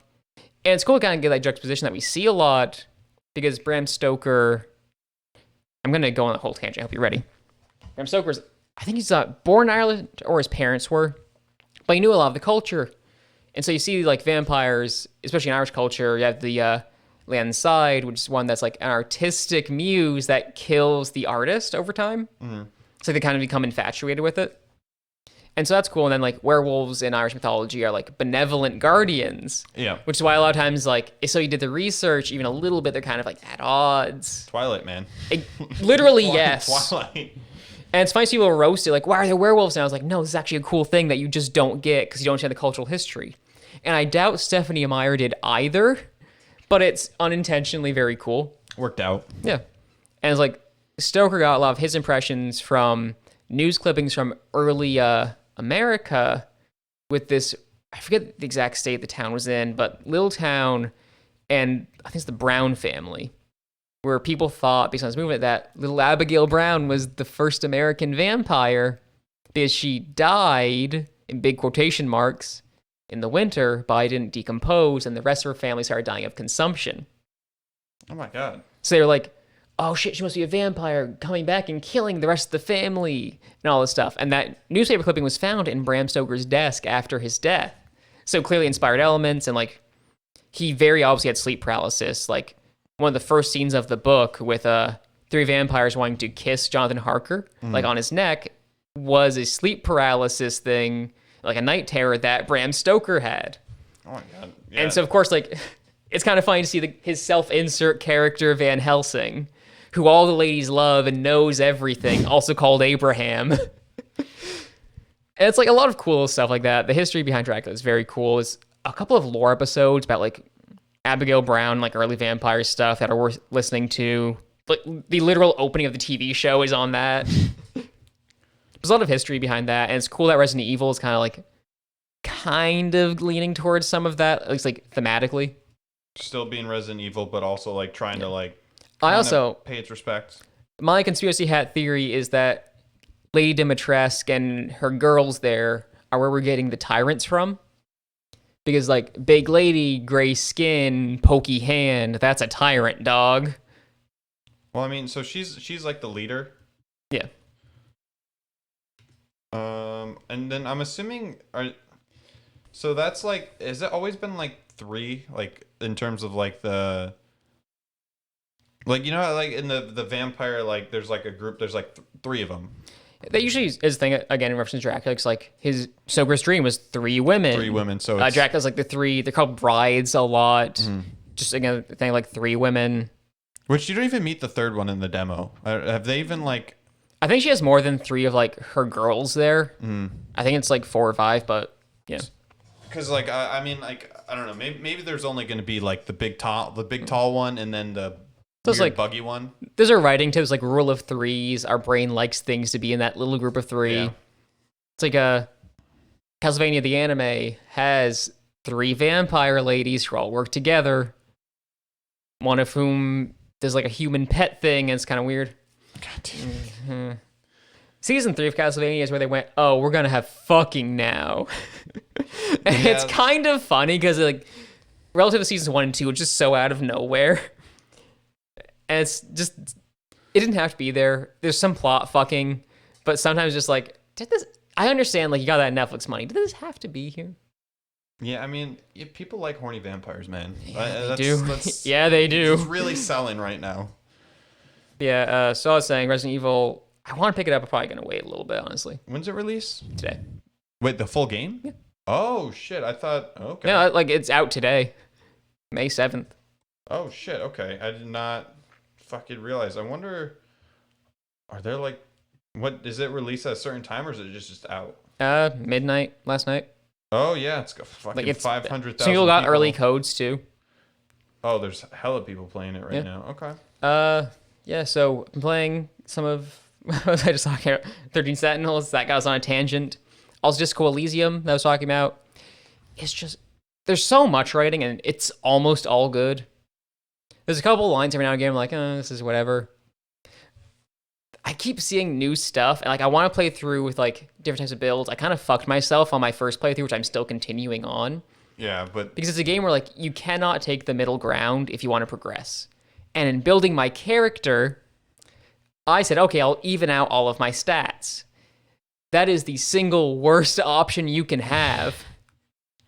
Because it means I had to do like a bunch of like extra side quests to kind of level to be able to progress the main stuff. You're not like strong in one area, which you need for a lot of games. Yeah, like if you don't specialize, you're fucked.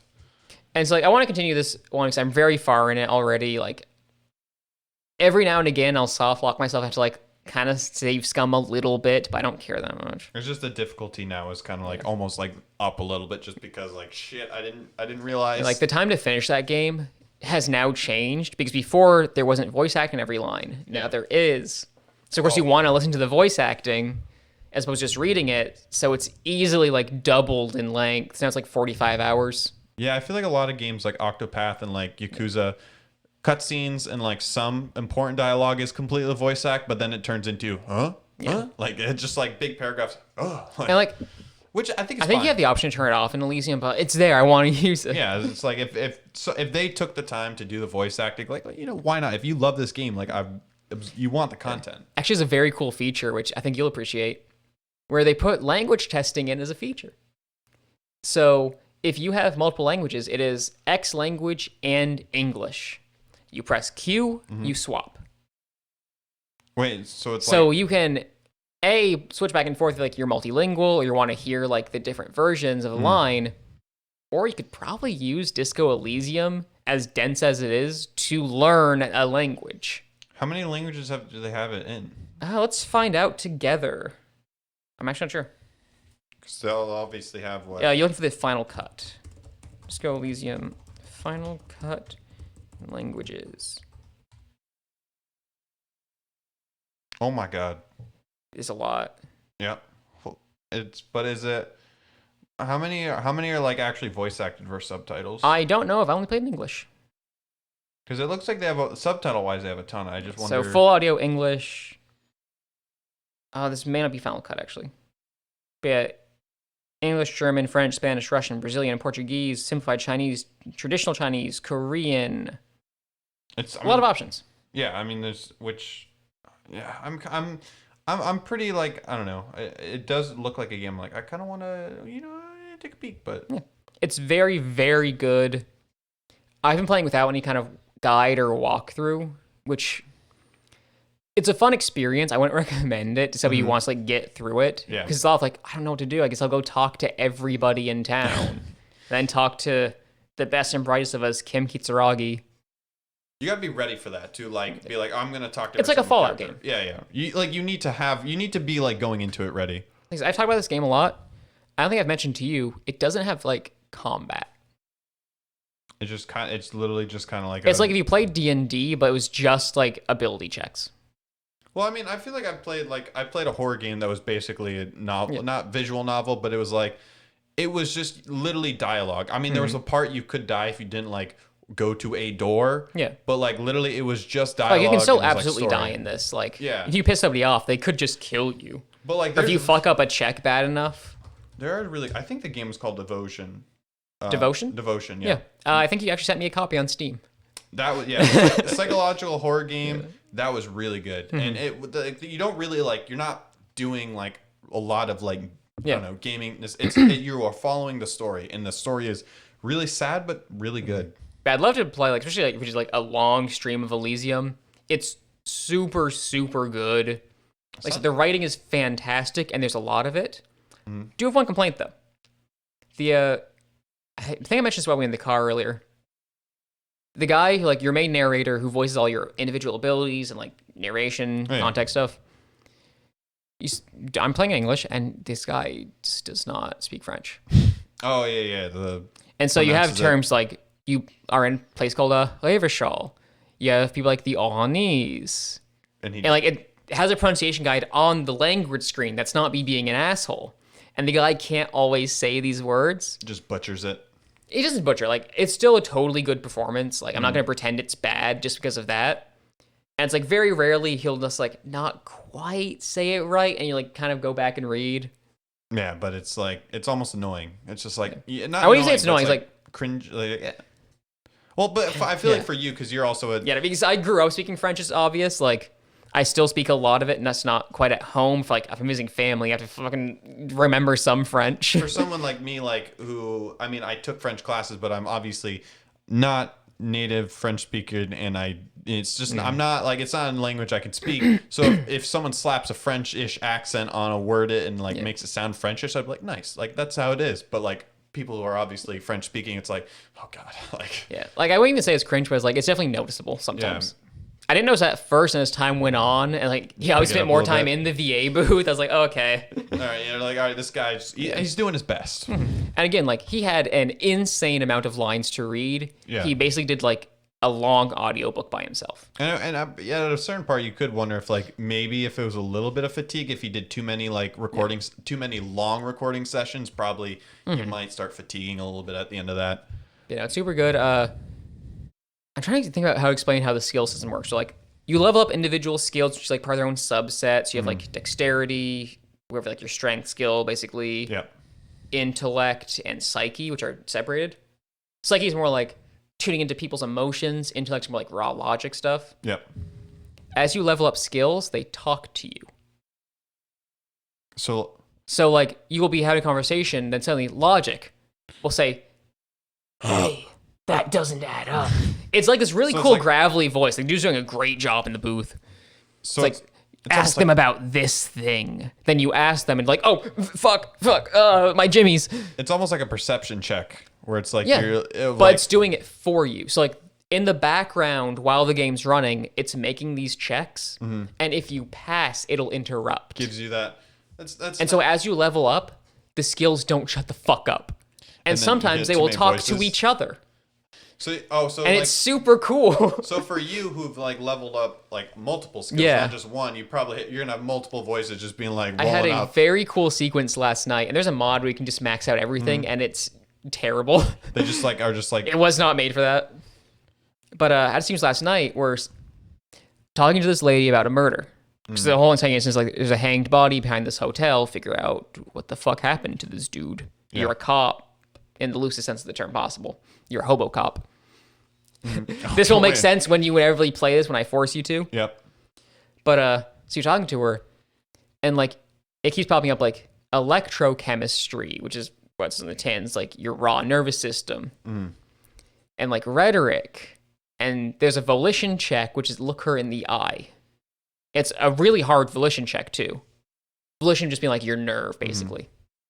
And volition goes, "Hey, she's playing you," and you're like, "What the fuck?" Like all these other skill checks have been like buying into what she's saying. Like they all believe her, and volition's like they're all compromised. You're like, "What do you mean?"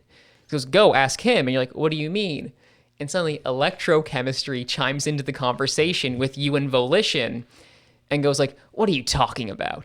We're not being played. This is all going according to plan." It's like, "Hey, what's under her dress?" And all of a sudden electrochemistry goes off like, "Oh, sweet, sweet titties. Oh my God. Oh, she wants you so bad." It's like, see? What? Your other skills are playing you. Don't believe what this chick is saying. So sometimes the skills work against you. That is a bit of a spoiler, not gonna lie, but it's been out for a couple months. It's such like it's one conversation. I don't feel bad about this. Out of like the sounds you like will forget by the time we play it. Yeah, it sounds like out of the hours of dialogue, it's like I mean you'll probably forget. And that's if you play like a psych build, anyways. No, it's a lot of really cool stuff like that. There's a sequence in a church that I will not spoil, but it honestly like I could not put it down, and I walked away from that sequence going like it was genuinely super well done. I cannot wait. Kept you in it to get you to play this. I mean, it definitely sounds interesting. You definitely. I feel like you gotta be geared in for like the dialogue, buckled in, ready to go. Yeah. But I'm fine with that because again, I've played like games like that. If they're made well, if they're done well, they're great. Sometimes you do like a visual novel game that's not done well, and it's like the dialogue you start slowly skipping through. Like eventually you get to a point like okay, beep, like just to. And like you can go back. When I started going back through conversations to get all the dialogue, now I'm like, you know what I get is what I get. I'm not going to worry about it. I'm going to play this again. Yeah. And it's cool to get like, I was talking to my friend Ethan, who I got to play this, and we were getting totally different conversations with some of the characters. Just based on the play style and skills. Yeah. And like, it's fun to see what they censored too, because like they don't censor most of the swear words and like slurs they do. Oh, Jesus. And most of them are made up for the world, but they use a yield F slur a lot. And every time, just like radio static plays in the middle. So there's this little shit kid who calls himself Kuno. And Kuno doesn't fucking care. So every time he sees you, he's saying it. Or you meet these two bikers and they have jackets that say, "Fuck the world" and "Piss" F slur. Jesus. And you can ask them for their jackets. So I have the piss jacket. And like your clothes will change your abilities and stuff too. And there's a lot of really cool stuff going on. I cannot wait for you to play this. Obviously, you're probably gonna wait for it to come on Xbox. Yeah, most of them I feel like Controller support is kind of hit or miss. We'll see. It might honestly be easier for me to like boot on the laptop and just play in like low resolution. I don't know how demanding it is, but it feels like there's a lot going on in the background. Well, I think with the Series X, it'd be fine. Series X is like... It's like controller support still needs work. It's not great because it was like... It's pretty much a point and click. Yeah. It's meant for that. Yeah, I mean, a lot of stuff like you see that, like DayZ and like... Yeah. Games that are meant for PC don't translate well over. And, you know, I've kind of gotten used to it. I hope the Switch port uses the touchscreen very badly. And you're not like... Sometimes moving that cursor is painfully slow. Because like, you can play the whole game with left click. And just the mouse. Yeah, just okay. Actually, I wonder if Xbox will have mouse and keyboard support. I mean, if so, I have spares. Isn't there an Xbox? I mean, I know it was for the 360. I wonder if like Series X has like a mouse and keyboard because I remember. You don't even need a special one. It just works with them. Just work. Okay. Same with like the Xbox One will just work with plug mouse and in keyboard to the USB or something. That's kind of nice the way they map it. I feel like it doesn't work with every game, but it works with like I think PUBG, Fortnite. I mean, the Series X is literally just a PC tower. It's very cool to me. Like it runs a version of Windows too. Like the Series S, people were side loading RetroArch to play like emulated games. It's literally just And I'm waiting for Microsoft getting enough like hot water to have to get rid of that. But for the time being, it's very cool. Yeah, I mean, I like my Series X a lot. I mean, I have no complaints so far. Yeah, no, I think it's a really cool system. The only reason I want a PS5 is for exclusives because Xbox isn't going to play on a PC. Game Pass is very alluring. I've thought about a Series S a few times, honestly, just as like, look, I can play old games on this. I already have Game Pass on PC. So it's like, I can do Ultimate. And some retailers actually partnered with Microsoft for, I think it's the Series S in particular, where you do like a payment plan. And with that, you pay off the console slowly. I think it's like $35 a month. Mm-hmm. It's like a phone plan to pay off like just the phone, not the plan itself. And you get your Xbox right then. You get Game Pass and Xbox Live Gold. It's rolled into Game Pass Ultimate. Yeah. But you get all of that. And I'm like, that's actually a super cool idea. Because consoles are ridiculously expensive. Not as bad as they always were, but like still pretty bad. Like the PS3 launched at a ridiculously high price. Yeah. I mean, with all consoles have been, especially scalpers. I mean, the prices, like the average price that people are buying them is probably a little higher than actual market value. A lot of people I've talked to at work are ending up like, they want them, they buy them off scalpers. So I would rather pay the $700 than have to like wait and try to get it and wait for a day I'm off, where I can like sit and babysit this tab. Shows a huge flaw in, like, but again, we're short. The manufacturers are short a lot of hardware, so it's not easy. And it's like scalpers have made this infinitely worse. Oh yeah. They've created like they have more PS5s than Sony. That was an article that came out a couple months ago. I don't know if it's still true, but at the time it was. I mean, in the beginning, people were buying like 10, 20 at a time. Like it was like insane amounts. And retailers can try to stop this, but outside of like dedicated tech retailers, other ones aren't prepared for this. Yeah. Because it usually isn't a problem. If somebody's trying to get like, 6 $500 items to then resell. But it's like every time somebody buys off of a reseller, right? So like roasting them is like, you just gave them profit and now they can go buy another and sell it and still make a profit. Yeah. It's don't fund those people. Don't help them out. It's like I feel bad for people who are like desperate enough to do that. It's like I really want to play Demon Souls. I wanted to play Miles Morales in 4K, HDR, ray tracing. Mm-hmm. I ended up getting that on PS4. Just wait. Yeah. Like I feel a little bad. Like 13 Sentinels really pushes the PS4. Because there's a lot going on in the tower defense segments, and it's all like 3D rendered. Cyberpunk, great example. I have a PC, and my card runs pretty well. I think people just didn't understand that Cyberpunk, like, to them, their minimum specs, and like recommended, were saying to run at like 1080p 30. Mm-hmm. And their one to run at 4K was like 4K interlaced 30 FPS. It's fucking rough. Funny enough, the best way to play that is Google Stadia. So I don't know what you got anything else. I gotta wrap up soon because I gotta do something work related. Yeah, I mean I'm good to wrap up now. Play Disco Elysium if you haven't. If you have a PS4, you can play it there. Same with 13 Sentinels. Yeah, I think that's covered everything I have. Thank you for joining us today, everyone. I will not shut the fuck up about Disco Elysium. No, it's just, it is so good in ways that I cannot like verbally explain without giving so much away that I might ruin it for somebody. Trying to tiptoe around. After we play it and like I get you to finish it, we can definitely like a spoiler cast. And then like go dive deeper into the... And there's so much game, like... I know I won't see everything in my playthrough. I'm going to go back through with like different builds, different options. But like the writing, literally like the writing is so good. There are times it doesn't feel like I'm playing a game anymore. As like trite as that statement may sound, like it feels like I'm just reading like a very, very good book. Yeah. Yeah, like I cannot gush enough about Disco Elysium. Like I'm not even done yet.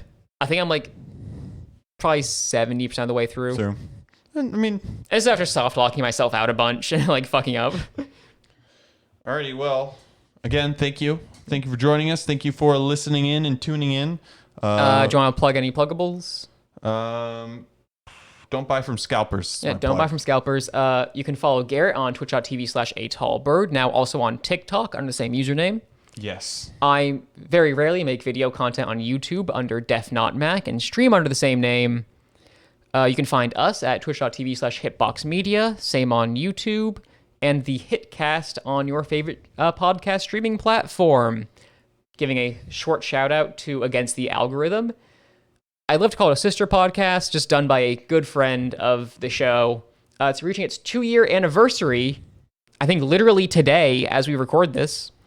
Go listen to it if you like indie music, interviews with musicians, like the industry talk. Very cool. Very cool little project on my friend Malik. Hey, support content creators. Go check some new people out. You know, take a break from that big guy. Go take a peek at the little person. Earlier we talked about Cosmic Queen Mary, another good plug. I love her stuff. It's like very down to like earth, just like kind of chill streams.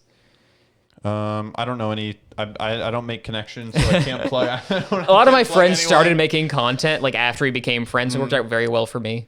But yeah, there's no. See you all most likely in 2 weeks. Yeah, probably 2 weeks. I mean, we want to do this weekly, but at the time with like our schedules, it's kind of fucked up. But we'll try to do a little weekly, but eventually. But for now, probably bi-weekly. Or no, not bi-weekly. That'd be bi-weekly. Oh, is it bi-weekly? That's, every other. Okay, yeah, that works. Yeah. But yeah, I think that's all set, and we'll see you in a bit.